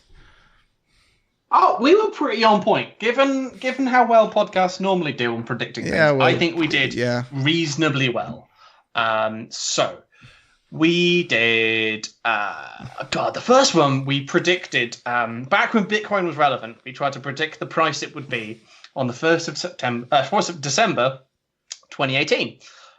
Fab went for the bold $80,000 per one Bitcoin. I went for the equally sort of unrealistic $100 per one Bitcoin. In reality, I looked it up and it was $4,250. According to my math, that's exactly in the middle of what we predicted. Pretty much, I think I win by the Price is Right rules, but those rules are bollocks, so I think we both lose.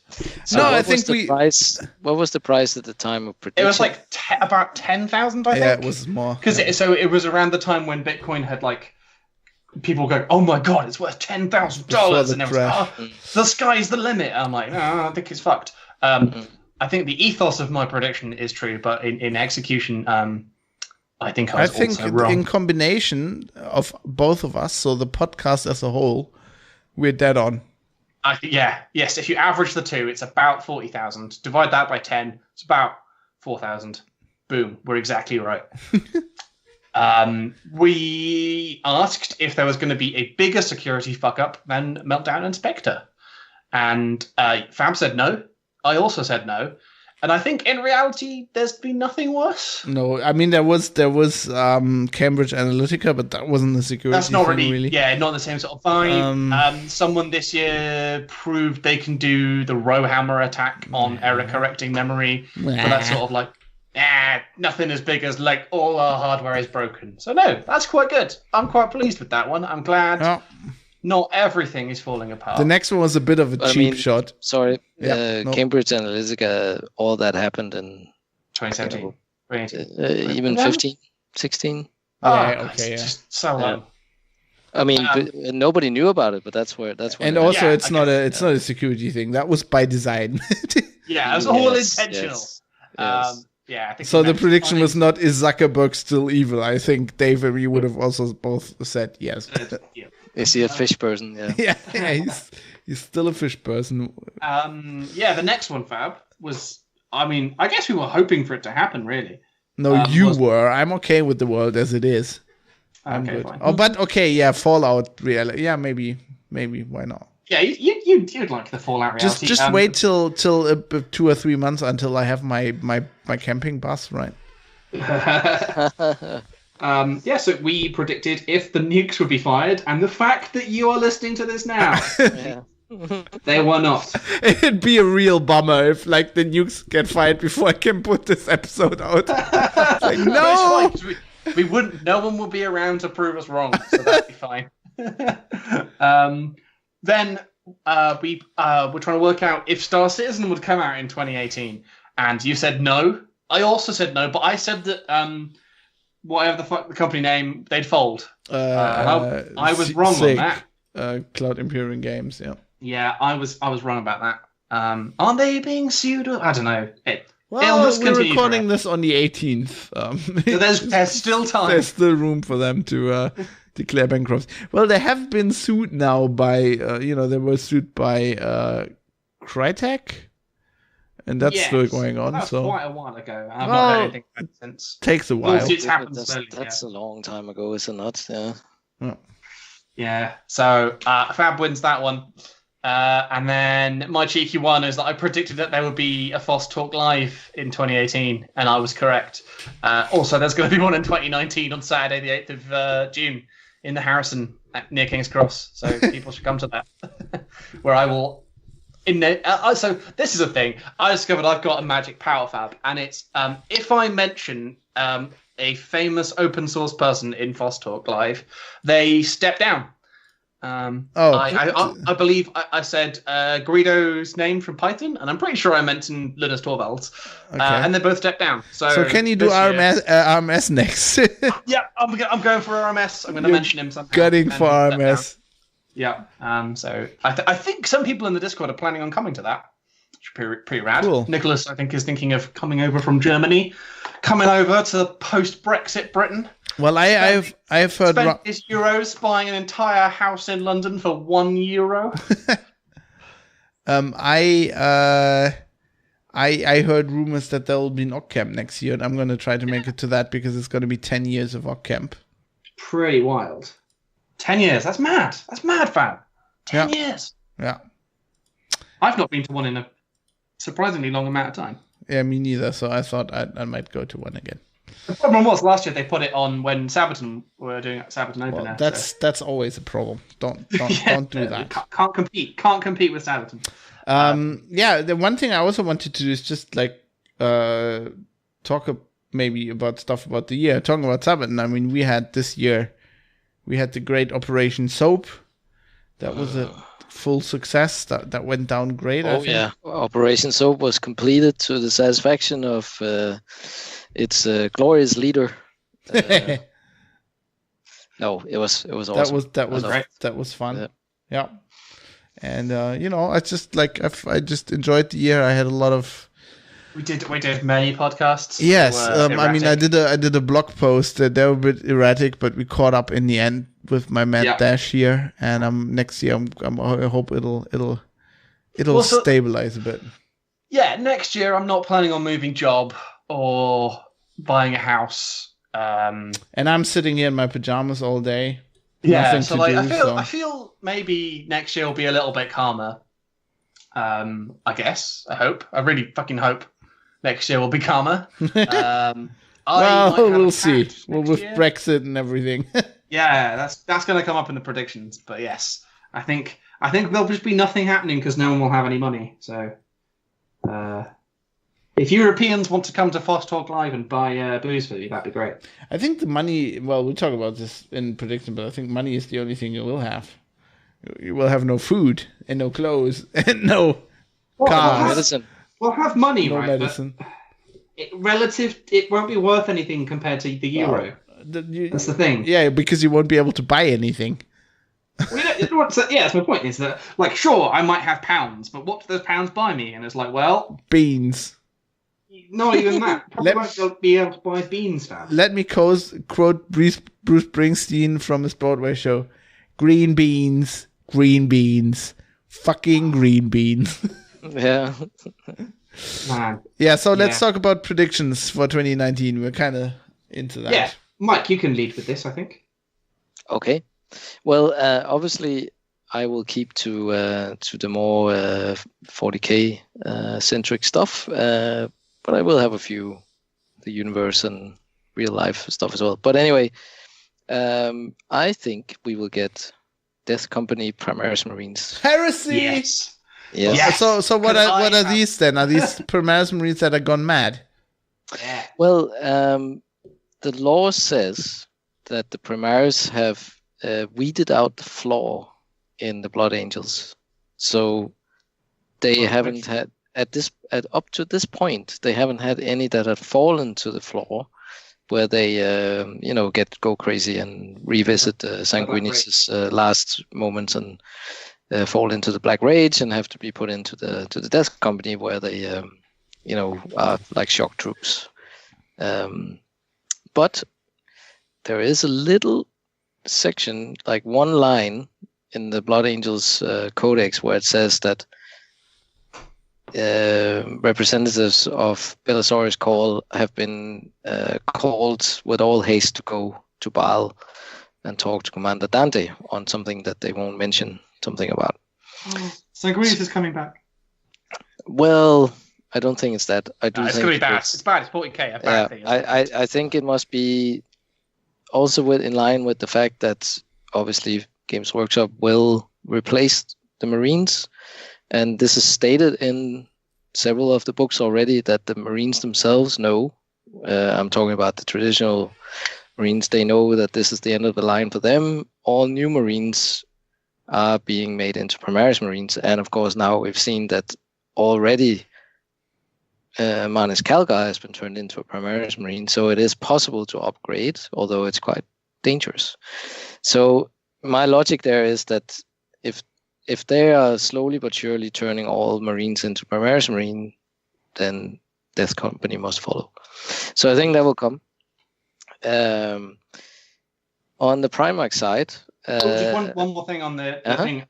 It is my Twitter campaign to badger Tom Walton on Twitter until Death Company Primaris Marines happen.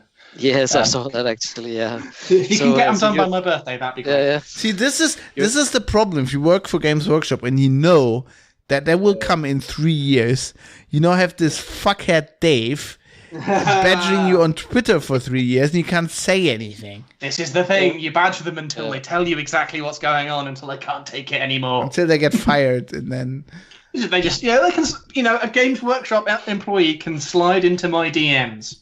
That's okay. I'll allow it. You do know that if they tell you that this will happen, you do have a journalistic a duty to inform the duty. people. Yes, I mean this. Well, of course, my sources are anonymous, Fab. Yeah, of course. Yeah. We'll completely protect your sources. We'll have to set up the GNR drop thingy. yeah, secure drop. So that they secure drop. Leak information to us. That's why. Games Workshop doesn't get leaks. It's because the Games Workshop media are not prepared to anonymize leaks. Yes, they're just like ethics in 40K journalism. This is the thing, Fab. It's hobby journalism, not real journalism. Okay, that will be my journalist, Fab. That will be my mission for 2019. Is to get a leak from GW. Bring real journalism to wargaming reporting. Hard-hitting, hard-boiled wargaming reports.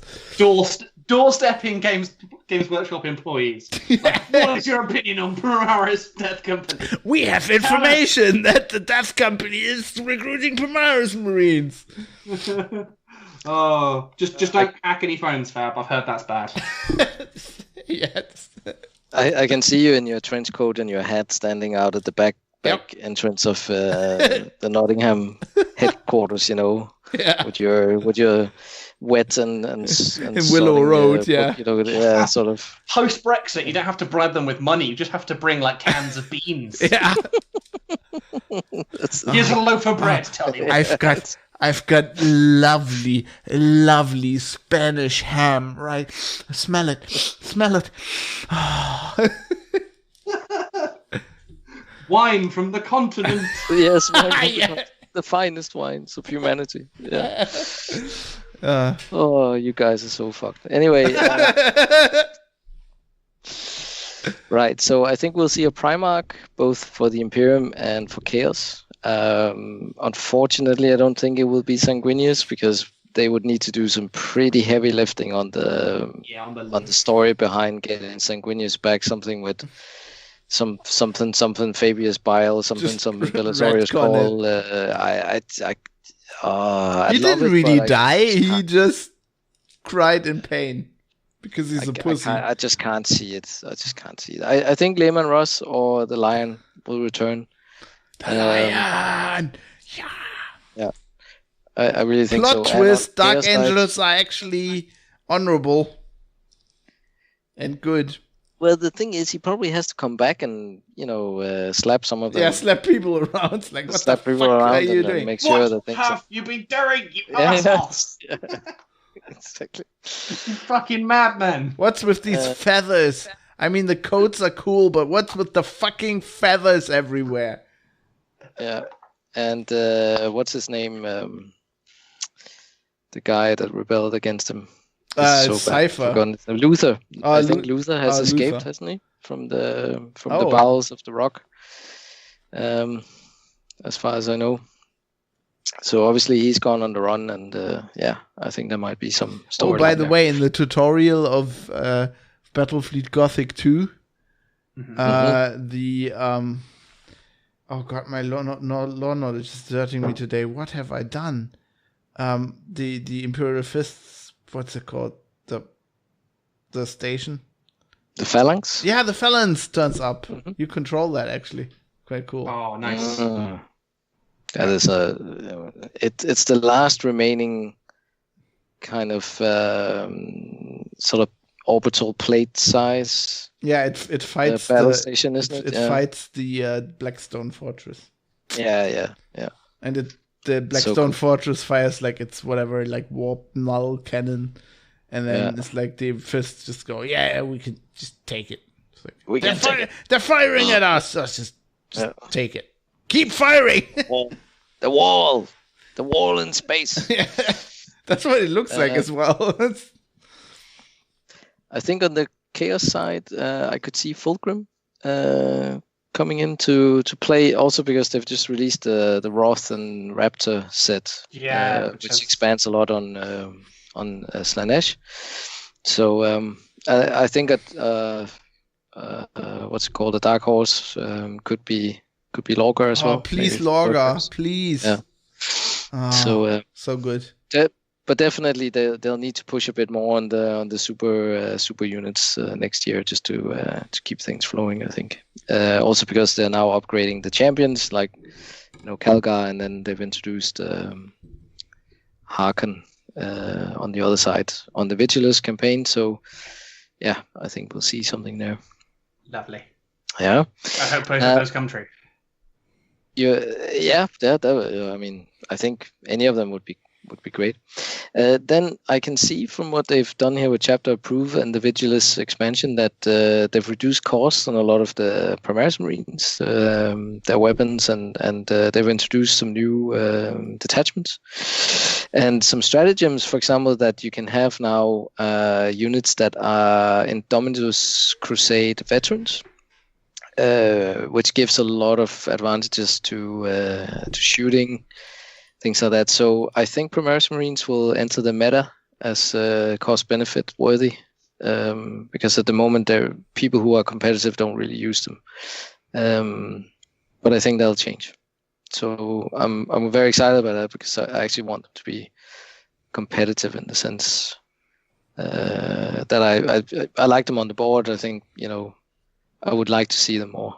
Does that make sense? Yeah. Yeah. It makes sense. Also, they want to sell them. You should play against me in my Ultramarines, because that's basically all I field. Well, Ultramarines are quite powered at the moment, as far as I can see, because they have specific rules now, and will probably, I think, get a new codex. Yeah.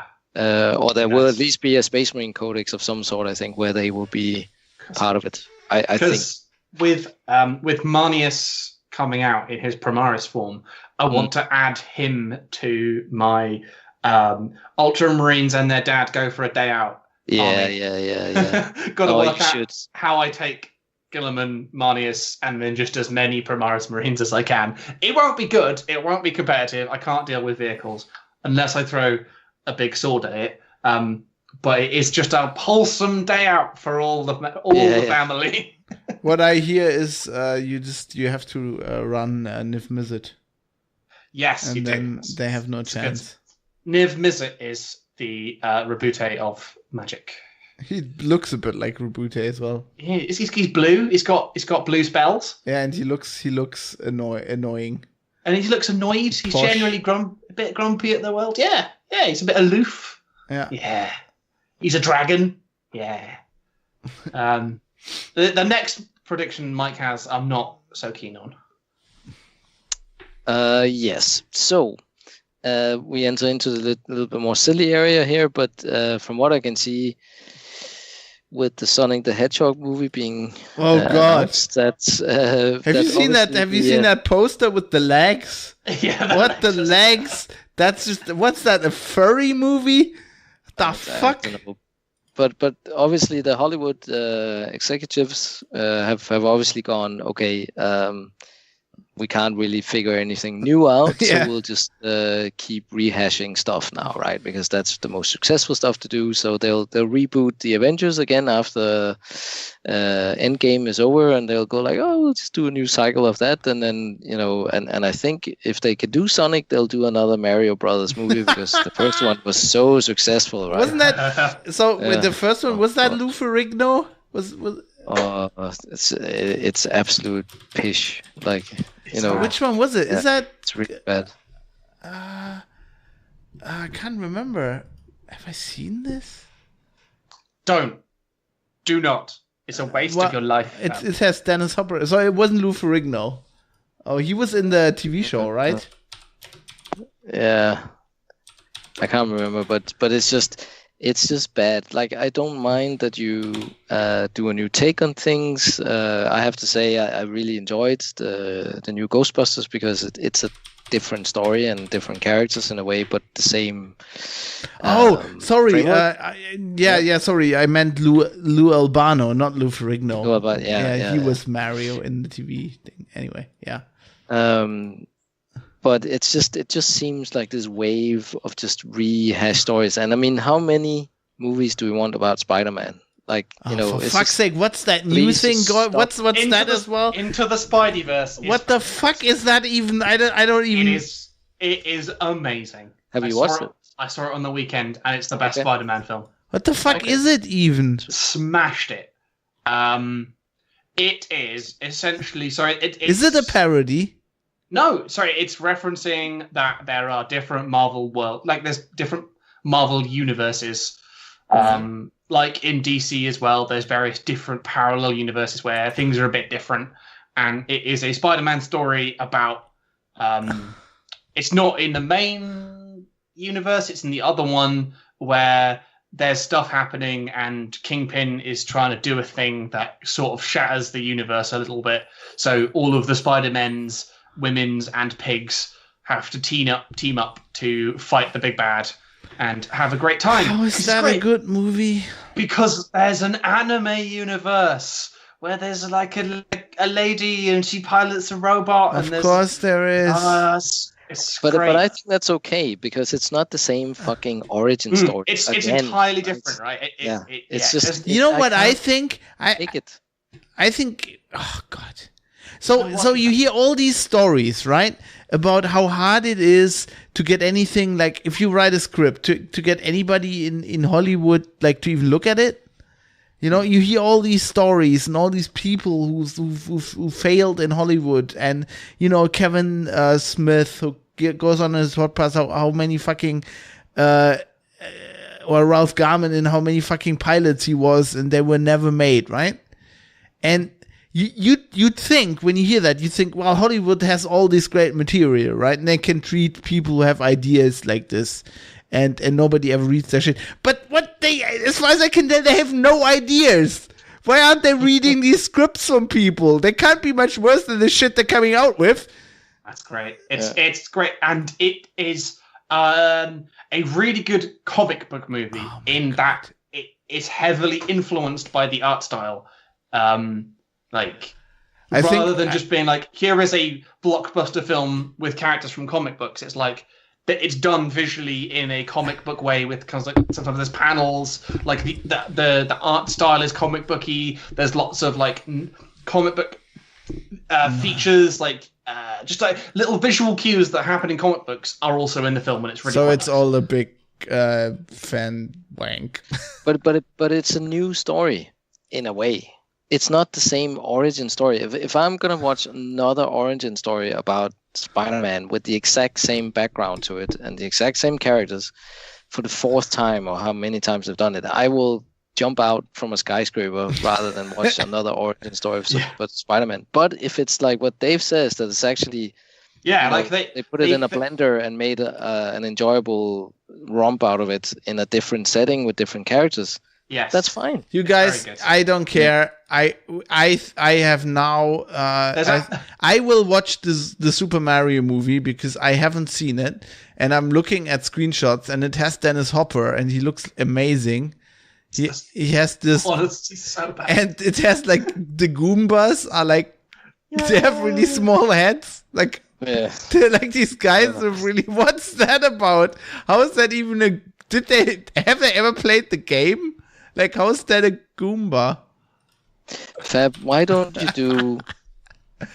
you do the Fab rant or the dark side of Fab or something? Like Oh, that, that's and a you're- good. Just watch it. where you get the option to go in and look at crap, and Oh, just tear it apart. Wouldn't that Yeah, That's that's actually a good that would be idea. something for you. That's a good idea. Right?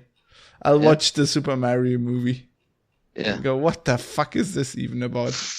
And then I watch the Spider-Man movie and go, Spider Pig? Well, What? you have to decide Were if it they goes s- into your regular stuff or the dark side. Well, yeah, I'll figure that out. Yeah. Uh, Yeah, Okay, dark- right. Sorry, yeah. Moving on. I think if you were to sell pre-apocalypse party sets or survival gear sets in the UK around March time next year in the UK, you would probably make a lot of money, I think. Yeah, it's interesting because people don't appear to be panic buying things, which I'm very pleased about. Because normally in the UK, if there's a single snowflake, people buy 1 billion packets of bread and they buy all the milk and they panic that there won't be food. But the world's probably going to end, at least for people in Britain, in March, and no one's panicking yet. Well, People let me just tell you, right? Panic buying That's because stuff. May You're- says it's all good. No, but your minister for science or somewhere in that region has become the largest buyer of refrigerators for medicines, right? Nice. Nice. So the UK is currently importing whatever they can find in the rest of the world to have more than 6 weeks worth of medicine stocks. Yeah, it's So- good, isn't it? They've spent millions on this already. So Bayer, I meant- just laughing their ass off, You're I guess. deploying thousands and thousands of troops to be ready for contingency measures at a no deal. It's really nice. Over 3,000 at this point. Credit Suisse have just advised their wealthy clients to move assets out of the UK. Your union Fucked. is unraveling We're fucked. at Absolutely the fucked. speed of light at this So, point. so what we should do, Mike? Let's fuck. Party sets. Let's fuck survival stuff. What we do is like we do these EU survival packs where there's like French wine and cheese and German like wurst that keeps really long, and like we have this kind of bread that stays good for like ages, like Schwarzbrot, and then Yes. and the Danish must have like stuff with like Oh, biscoiter, biscuits. yeah, Like the sailors. Oh, yeah, We'll it's- just we'll just make heaps and heaps of hard biscuits that the sailors used back in the day to get something to eat on the long voyages. That's exactly what the UK needs. we just need a brand. Biscuits and water. Yeah, yeah. Yeah.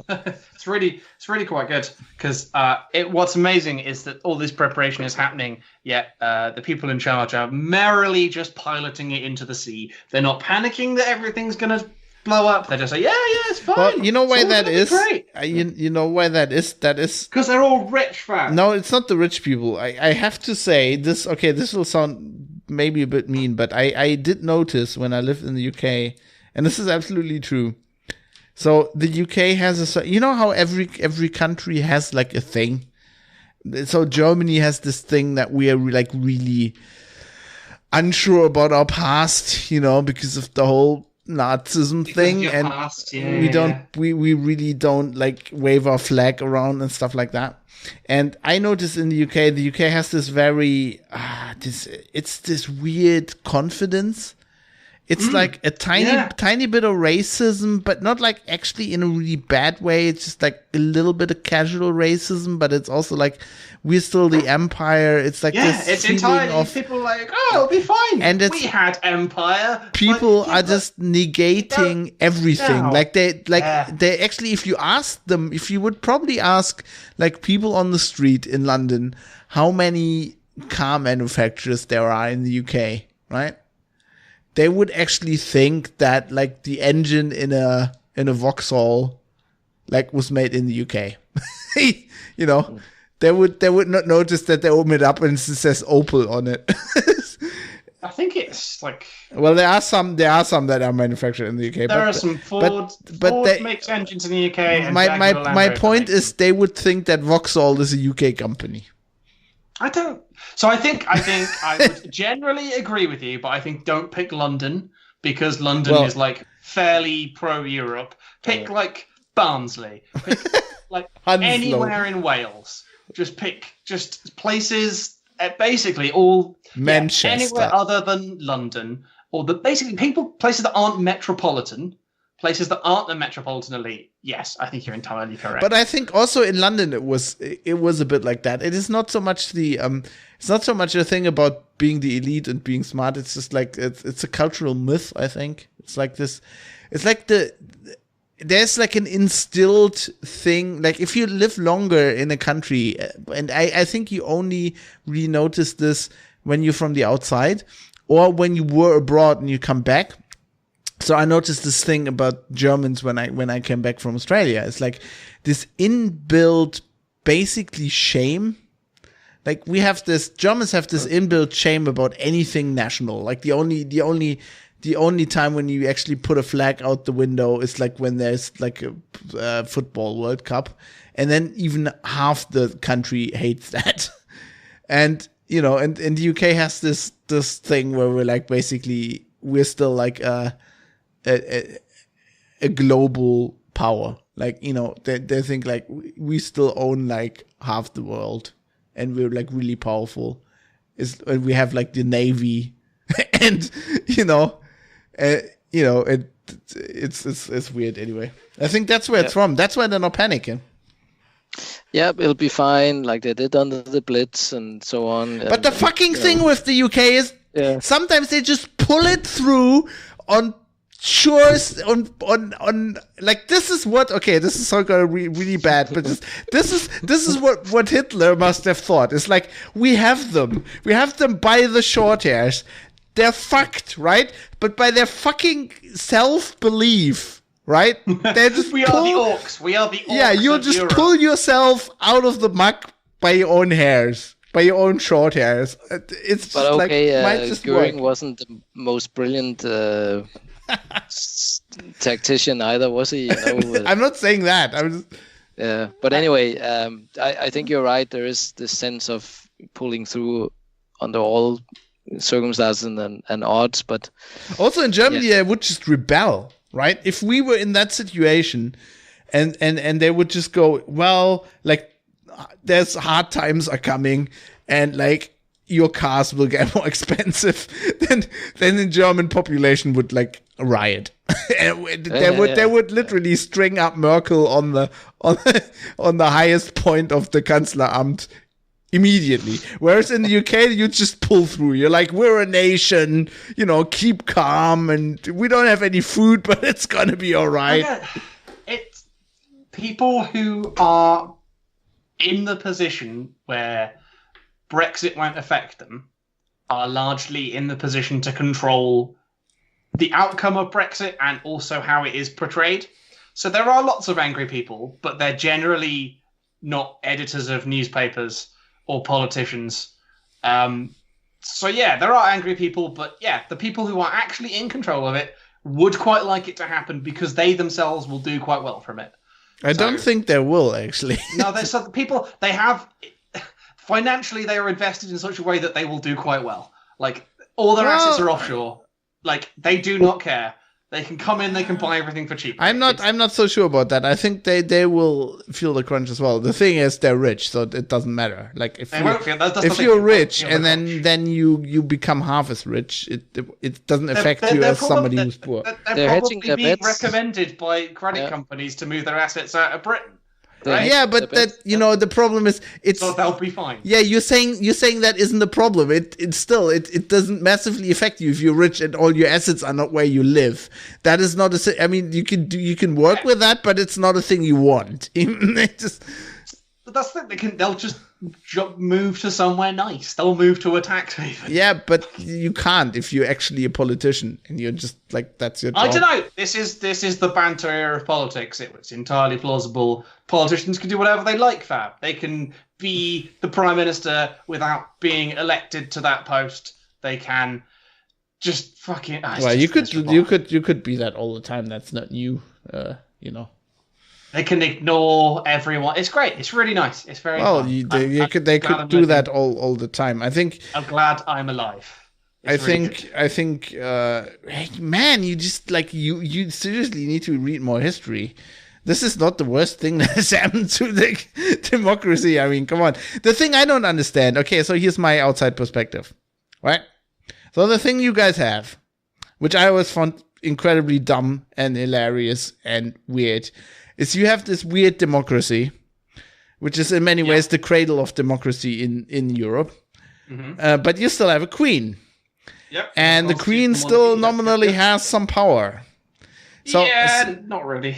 Well, yeah, like, so you... It's not described anywhere else that she doesn't have power. Exactly. So you're deciding pretty much, so you don't have a constitution. Like in Germany, it is set very, very to the letter of the law what like our president, so the guy who's our queen basically can do, and he like the only thing he can do is not sign a law.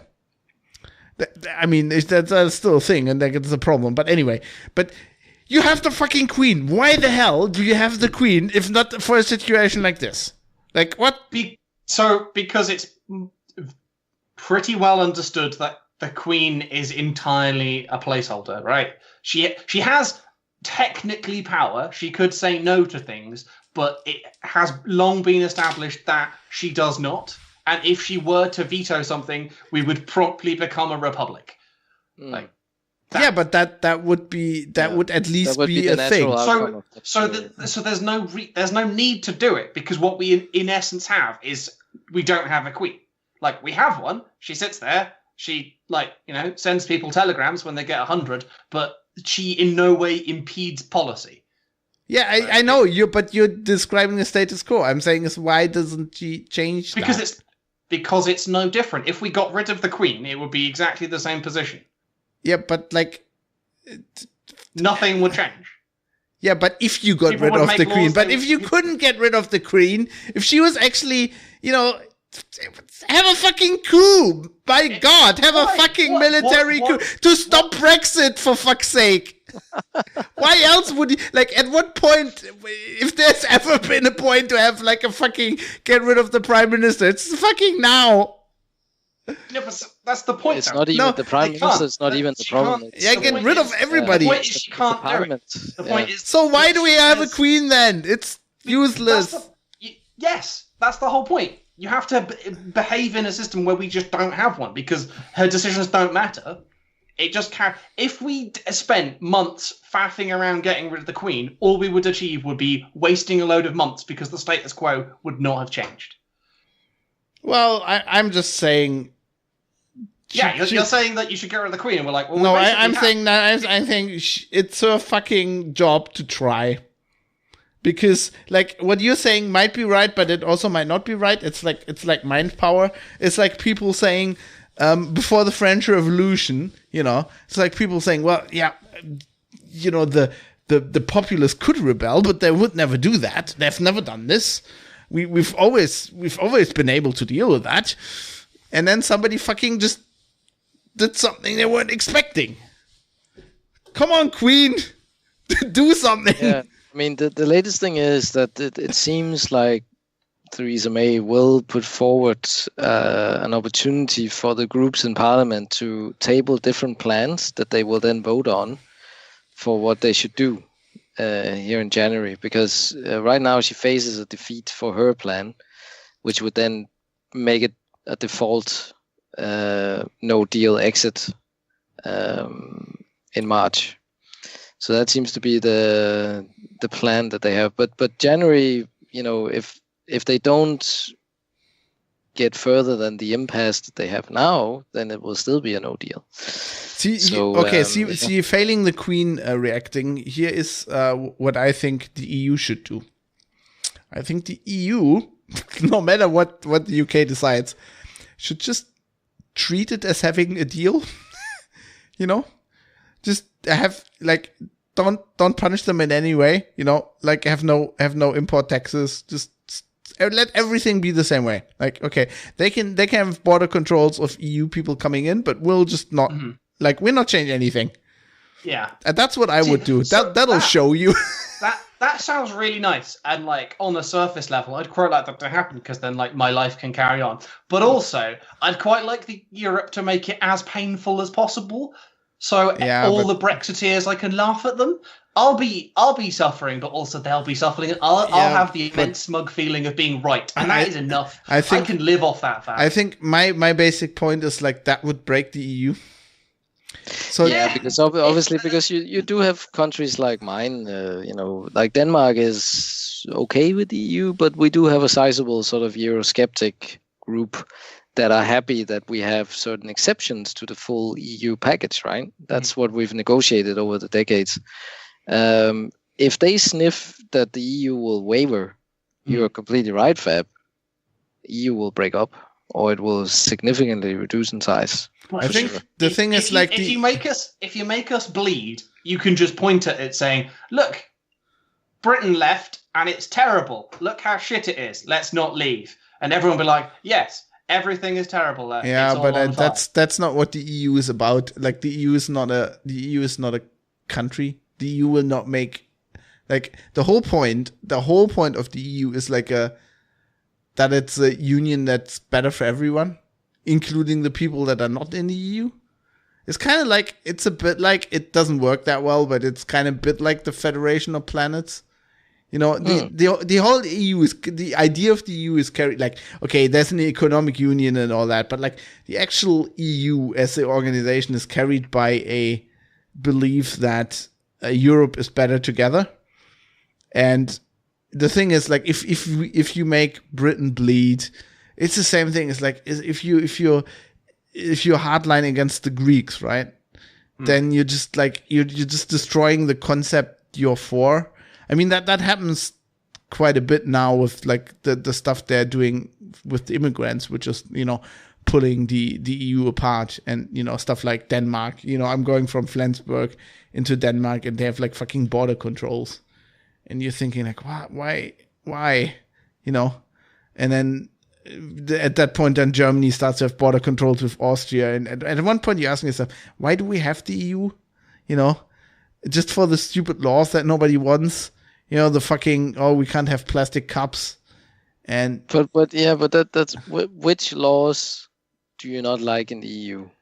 Well, no, the point is not that. The point is, it only works when everybody's pulling on the same string, So if you have laws that aren't like, the EU already has a problem because of all the special deals it has, I think. So the EU only works. It's like, okay, if we go together, like we all have separate democracies, but all these democracies agree to have like basically a bit of a democracy on top, right? That goes, let's do stuff that's good for all of us. And if we all decide to pass a law, then everybody has to kind of, adhere to that law. If we go, well, Denmark gets a special rule and Germany gets a special rule, then it like pulls the union apart. That doesn't really work, I think. But there's lots of directives for quality, science, standardization that makes a lot of sense and improves things under the hood of the EU machine. Yeah, that's what I'm saying. You have to take the good with the bad, right? So if I might not like some EU laws, but it's like the EU has done lots of other stuff that is good. So I won't go like, okay, if I don't like that plastic law, right? Plastic cup law, I think that's silly. I wouldn't go, well, that law is shit, the EU is shit. Because why I might not like that law, the fact that I can just go to France and pay with the same currency, right? Or that I can just buy something from an online shop in France and not have to pay like import tax. It's like massively advantageous. And I think that's also the downside with the EU. People don't see, they only see the bad stuff. That's how people are. They see, there was always this thing about the bananas and all these bullshit things that weren't actually EU laws. But people they complain about all this like petty shit.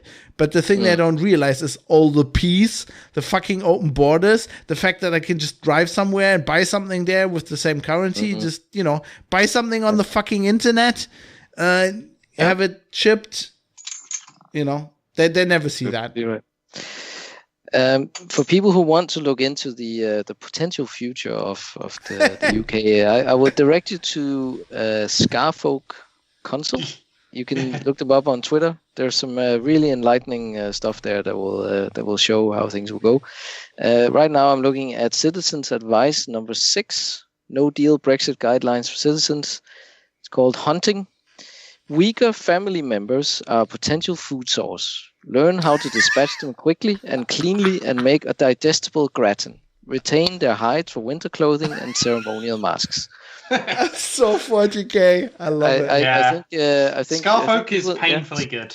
It's so good. I can recommend it. I'm just as kicking. Satire goes, it's so on point. I'm just kicking myself so much that I want to I'm working on a post-apocalyptic novel. And why didn't I jump on Too late. why didn't I jump on the fucking Brexit bandwagon and had that ready now? That would be a bestseller. Too close to home. Yeah. I think the best thing you can do is to make some pre-apocalypse party sets and put them on Amazon. Get in there before it's too late. Right? Should we draw a line under that? Yeah, let's do that. Do you think the last one I should do that, or will we talk another 20 minutes about that? And no, we'll do it quickly. We'll do it quickly. Right. Okay. Sorry. I've talked about this before. It's quite politically charged, but I think 2019 will be the year of Trump's impeachment or resignation. And simply because the House of Cards is rapidly falling now. The mainstream media have finally gone into the revelations around what's called the Grand Bargain, where basically Trump has been selling American foreign policy for hard cash. And there will be lots and lots of this stuff coming out where basically he's in bed with Russia to make sure that he could have favorable deals with them, build his tower in Moscow and so on. He's helping them out with selling Russian nuclear reactor technology to Saudi Arabia and the Middle East, so on and so forth. Lots and lots of connections where basically he sold out his country. And it's like the old story, follow the money. It comes through nearly every time, and it's the same with Trump. He's been doing it for his own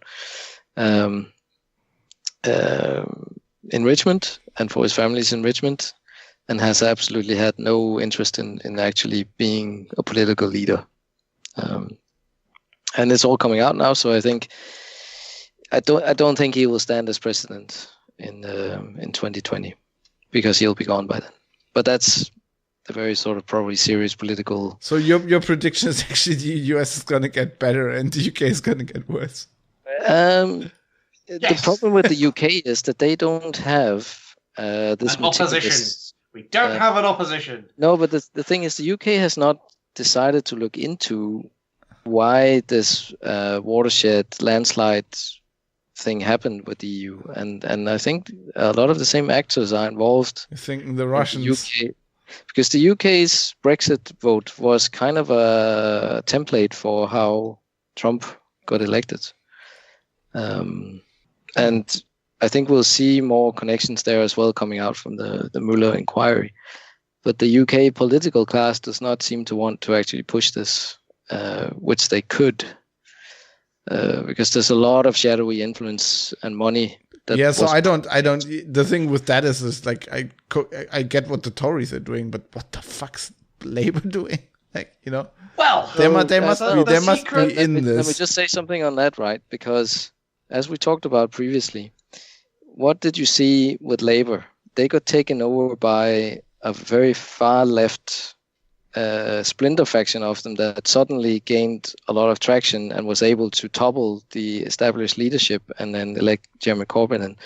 And I think it's the same thing that happened when you looked at the primaries for the Republican Party, where Trump was an outsider and all of a sudden he was elected stand for the Republican Party. I think there's a lot of skeletons in the closet, both there and in the UK, where that has been enabled by psyops, dark money, different interest organizations that have sort of infiltrated parts of the political system, media, and so on. And it sounds very conspiracy theory-like, but... Well, if it's an actual conspiracy... but the similarities between those two events, you cannot discount that there are similarities there, and coincidences do not happen like this, I think, in political life. And you have this thing. I mean, the thing that would support it is that it is a very, very left faction, and the thing you would suspect is that they'd go, well, we need to rescind this Brexit deal, right? So the thing is that they're basically hamstrung because let's say it's Russia that have been pushing to destabilize the UK, right? That's their method of operation. They bring out far right and far left factions to gain more power, because that destabilizes the center, which usually are the ones making the more sort of nice for everyone decisions, right? And I think there's something there, because like Labour are still sitting on their hands, and it makes no political sense that they haven't gone. That's what I'm saying. That's what I'm saying. It absolutely makes no sense. They could have killed Theresa May a long time ago, and they didn't. The thing is, Theresa May is doing everything that Corbyn wants, because Corbyn is anti-EU. It's exactly the establishment that he always sides against. It's not hip. It's not cool. It's not a dodgy republic. It's not a terrorist organization. Yeah, but it is left. He's left. Like what? That's irrelevant. He doesn't like Europe, so he's very happy. He doesn't want to oppose it. But you can't be left and not like Europe. That doesn't make any sense. He is on the kind of like crazy. He would be siding with like 4 guys wearing berets shouting about socialism rather than actually achieving things. Like he is not good. And I think he's been given my hot take on Jeremy Corbyn. No, but he's been given more power than his background would normally support, right? And that's what I'm saying, that he was selected because Momentum was able to get enough votes into their party.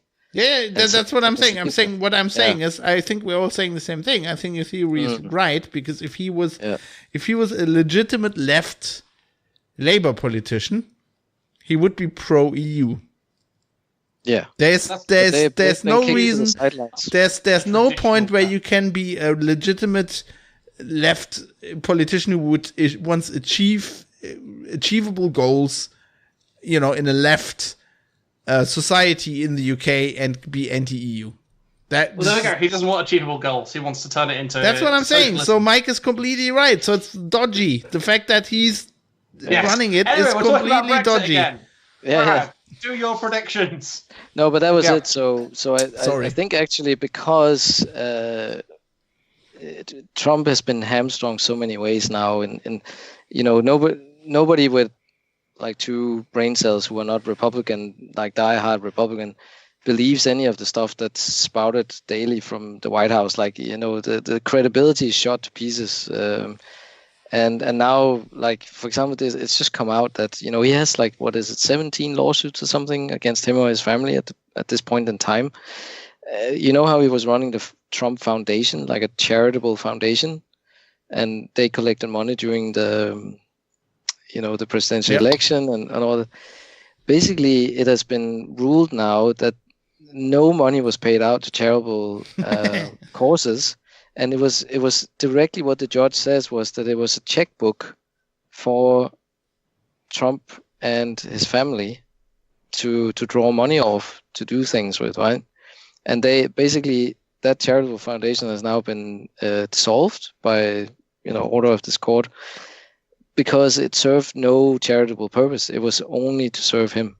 And this is a guy that's the president of the United States, right? What has he not done with other organizations? This is the way he views things. it's just a tool for him to either get more power or get things done that he wants, outside of any kind of morality or law or political system. So the amount of people cooperating with the special counsel, and just, the fact that like there's no discernible policy that is happening, like there's no structure to what they're doing. I think it will come to an end next year at some point. It just we will see chaos. We will see. We'll see. Yeah. Dave, rescue us. Make a prediction about software. No politics. I think I only have 47 minutes left on the recorder. That's one of the things I was considering.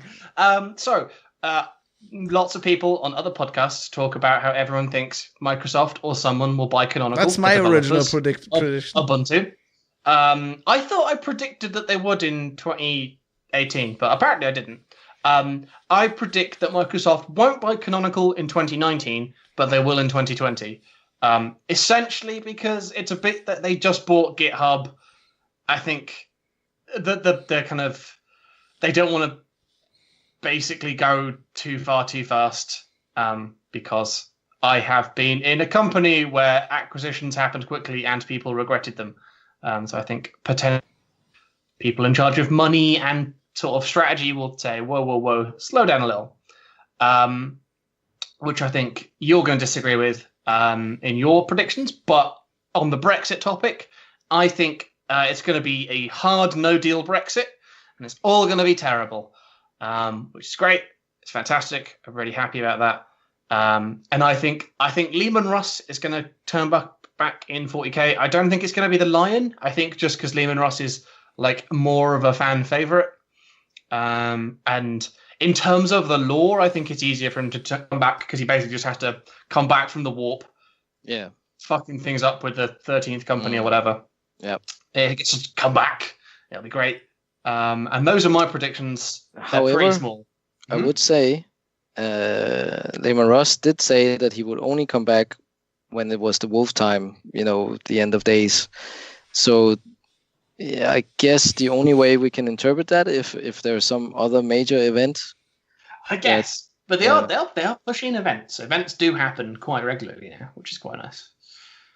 But we're talking like this is even bigger than cleaving the galaxy in half. Like it would be the Emperor finally expiring or something like that, What if Magnus tried to do something with the Emperor and then Lehman Russ has to come back and fuck him up again?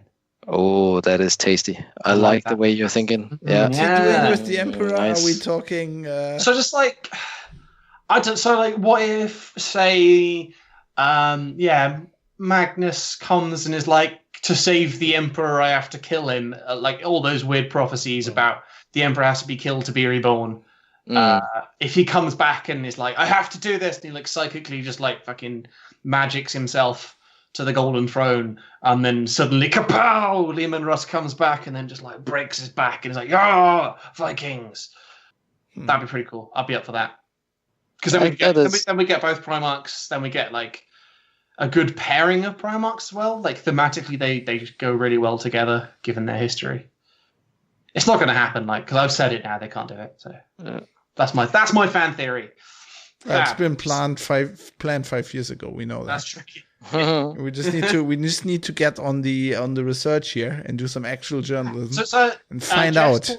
Jess talked about how traditionally they always considered the Space Wolves as barbarians that aren't necessarily always Vikings, and that recently they've been more Viking than not Viking, but they're sort of shifting that with some of the characters, which I disagree with, because I think at this point they are very much established as Vikings, like all the fake Scandinavian stuff, all just the runes. Because you like Vikings. Yeah, pretty much. Yes, I think Vikings, some of them should be pirates. Oh, that'd be really cool. Pirates. That'd be really cool.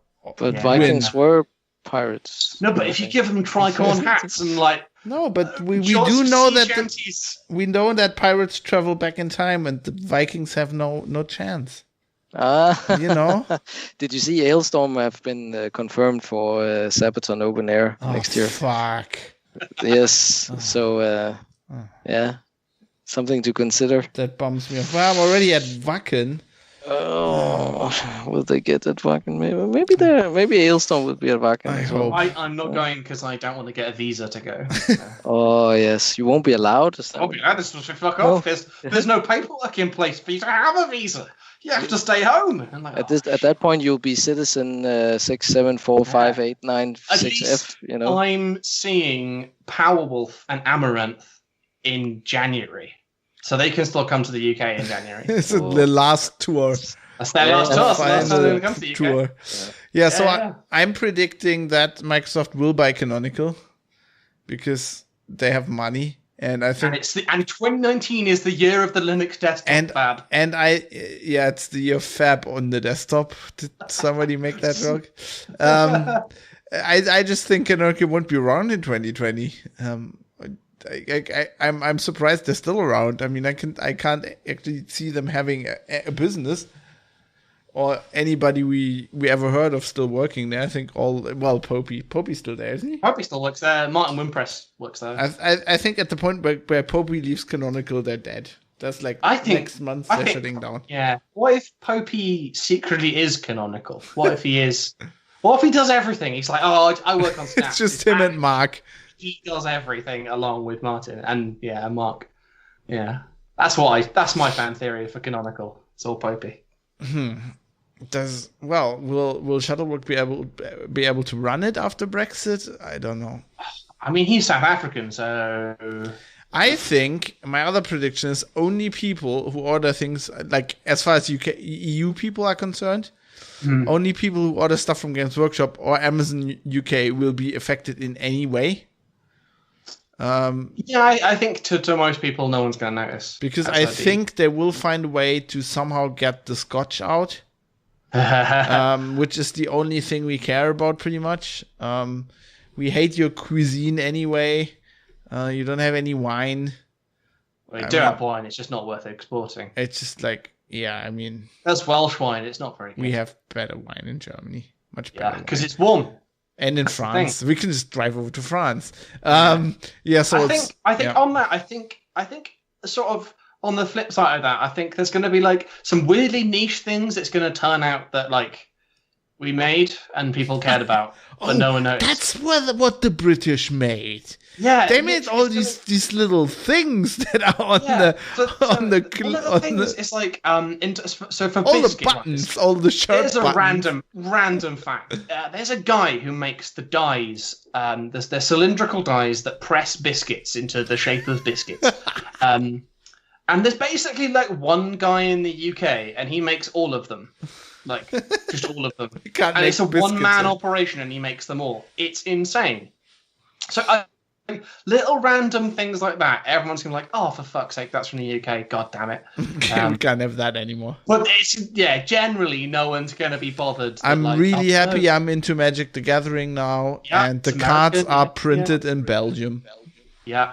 I mean, already, like, on Magic the Gathering Arena, you can't buy things in pounds, it's either dollars or euros, so, I know how they feel about us, it's fine. Yep. Speaking of Magic, I think I've been thinking about the esports thing. I think that will be very successful. I think they're jumping in on this at the right time, and I think paper Magic tournaments will profit from this because there will just be more attention, and I think it's going to be good. Yes, I think Arena is definitely kind of like. Widening the kind of like install base, basically, is what I'm saying. And that there's lots of people like us who used to play it who are now back because it's really accessible and it's only a good thing. So I think yeah. And then my last prediction is an easy one, same one as the last 3 years or whatever. Star Citizen not gonna come out in 2019. Confirmed. Guarantee that is true. And they will probably they do, but they do have a studio in the UK. So they will probably use that as an excuse. for something. But you're not gonna go on a limb and say it'll never be released. You know why I don't? Because I think I'm actually with so Derek Smart, who is the guy who watches Star Citizen a lot, and obviously biased, but like he said a smart thing, which I think is true. Like must have been years ago now. I think they can't do that because I think they will just get sued to hell. So I think at the point where they're basically bankrupt, they'll have to just like say it's released and just put out everything they have as as a legal thing, and go, this is like our release. We never said it's going to be finished. And they pretty much said that years ago that they don't think it's ever going to be finished. And it's like open access or whatever. No, not open access. What's wrong with me? Early access. Early access. What's wrong with me today? Too many podcasts. But yeah, I think so. So I think just technically that prediction will always be wrong. But I think it's for our intents of purposes. If you know what I mean when I say that, right? It's not going to be released. It's not going to be a finished game. It's not going to be close to what they promised. That is never going to happen. I mean, I think we're at the point where that's pretty clear now. Yeah, the ship has sailed. It's just all sort of cosmetic stuff, and I think if they actually did put it out now, it would actually surprise the people who said, of course, 2 years ago, of course they're going to put it. Like, they'd wake up and say, what? They actually did it? Yeah. It's not going to happen. Oh, that's crazy. I'm glad we're not part of the people who have spent thousands of just $60. I know you. Yeah. Well, how much did you spend on 60, it? but those have been I don't regret that. That's been booked years ago. It's all good. It's how do they say in the casinos in Vegas? It's a cost of doing business. Did you say 6 digits or what? No, 60. 60. Oh, 60. Yeah, okay. I was like 6 digits. Fuck me. No, for fuck's sake, Mike. I'm crazy, but I'm not that crazy. Very good. I guess our we've been podcasting. It's 2.5 hours now. The connection is kind of breaking up. It's like digital Brexit. I have a service announcement. Mm-hmm. I'm very disappointed with our listeners. Oh yes, they didn't call you, did they? Yeah. Nobody has claimed the prize from GNR 75. Oh God, I think it was. Yeah, don't ask me. I don't know what. But you shouldn't do the service announcement at 2:30. They would never listen to this. No, but that's the whole point, isn't it? Okay, so is it just the three of us sitting now and chewing the fat and nobody listens to us? Is that what it is? Pretty much, I think, yeah. So even Nicholas was complaining that we're putting out too many shows. After complaining for a long time that there weren't any shows. I mean, what? But I'm okay with that. Yeah. I'm okay with that. I think it's. I'm having a lovely time doing this with you.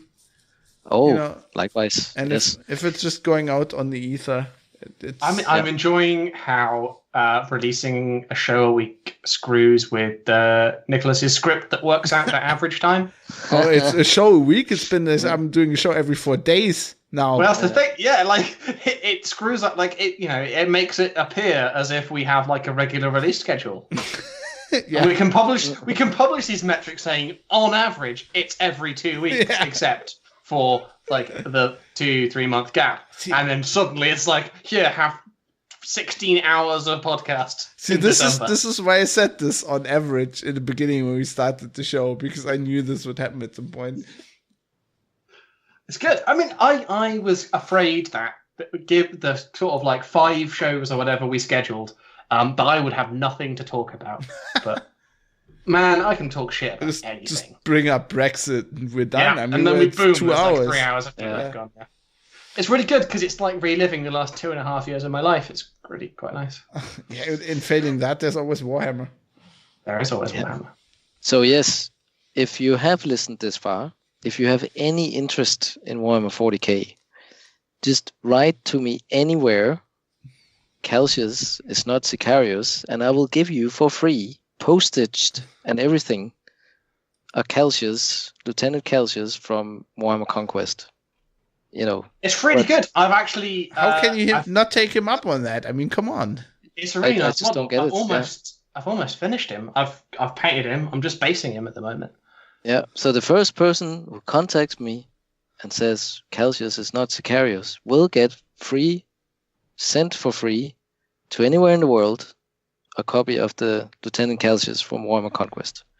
And Dave's a fan because he got one as well. This is all these. So we know you actually sent it to me. What you know? What this is? This all these pussies with the short podcasts. They're like, I want my podcast 30 minutes. I can't deal with this. I have to stop it, and then I have to start it again. It's all too hard. It's too hard. It's too much free content. This is for the deep lore, hardcore listeners of Geek News Radio. Also, I challenge you. Deep lore. There's been so much stuff going on there. We need a Calcius deep lore entry now. Yeah, on the deep lore. Yeah, well, there might be an entry in the deep lore that's the unclaimed prize of Lieutenant Calcius, which I will never be able to use because it's going to be sitting there on the shelf until somebody fucking writes to me, right? Or calls me or something. Get off your ass, people! Yeah. Now! Right. There you go. They should do that. Okay, let's wrap this up. We have no feedback because unreleased shows. Yeah. Yeah, there was feedback, but we just talked to people in Discord because it was quicker. Well, seeing as there's only... I know we should talk Nicholas a little bit, but he did send us a very nice picture, didn't he? Oh, he did. Oh, that was great. Yes, I have to put that in the show notes, haven't I? Yeah. So it's us as the what do you call it? It was the nativity. Yeah, the nativity thing. Yeah. Can this be the fucking cover up? Because I fucking love this image. Okay, I put this in. You're I'm the baby Jesus. You're great, and you do look like the baby. You have like this really serene and innocent look as well. Yeah, because I'm but a sperm pap. And Shah is just perfect as Mary. It's just like the way you're my dad, Fat. I think you're Joseph. I think I am, yeah. And my picture is perfect. And Mike's a wise man. It has Sabaton. That's a random ultramarine. Yes. It's totally honestly, unrelated. If I were to imagine the perfect birth, an ultramarine would be present. It's Sicarius. Yeah, it was a very surreal moment. I was like, holy fuck. He also looks like an ultramarine. He has the right hairstyle. It's amazing. Then also Nicholas is the sheep, one of the sheep. Yes. And his face is perfect. And then I also like our new slogan, new Messiah, new rules. Perfect. Yes, I'll put that as the cover art. And also remember the cant in the background. Yeah. Perfect. Oh, it's magic. Oh, this reminds me, another thing I have to do is I have to watch the 3rd season of The Expanse. When it's on Netflix, I will watch it. I think I will have to just steal it now and pirate it because there's no other way. There's no other way to watch it apparently in Europe. I'm waiting. That's fine. Soon we won't be in Europe. We can have it. Okay. Right. Let's wrap this up. I only have like 30 minutes left on the recorder. Sweet. If you would like to send us feedback so we can talk about it in January, you can email us at feedback@sixgun.org. That somehow populates into GitLab, which makes an issue so we can track it. Indeed. You can post those directly at gitlab.com/fab.industry/GNR/issues. And yeah, that's right. Yeah. I changed it. Sorry. Yeah, I'm a bit confused. Yeah. If you'd like to tweet the people generally, it is at Geek News Radio on the tweets. I'm at Megaslippers. Fab is at Fab Foxtrot Alpha Bravo Sierra Hotel. Mike is. I am MSTEVNSMJ. MJ. Boom. We also have Discord where during core working hours we talk about everything. It is great. And I will be there a lot come 2019. I was about to say that. From January, Fab will be present all the time, and it will be great. Because at that point, Nicholas and I will not be able to talk about socialism as much. But I don't know if you've noticed, but I do this thing, is whenever we mention socialism, I say, in before Fab, : gulags. Yes. I love that. Just in case you're just waiting, you've got some bot like on Discord that just like rings you up. Like you're on the loose. Socialism like, alert. They've mentioned socialism. Quick! Oh my god, you want gulags? Deploy the hip Stalin emoji. Exactly. Yes. So you should do that. And lastly, thanks to Bitemark for hosting us from 2015 through to now. Yeah, awesome. And hopefully still after Brexit, we'll see how that works. That'll be great. I hope they continue to do the intertubes. I hope there will be servers in the UK next year. Well, maybe will GNR be affected by rolling blackouts? Find out in April 2019. Yes, Merry Christmas, everybody. See you next year. Have a nice Brexit. Be skillful. Praise Jeebus.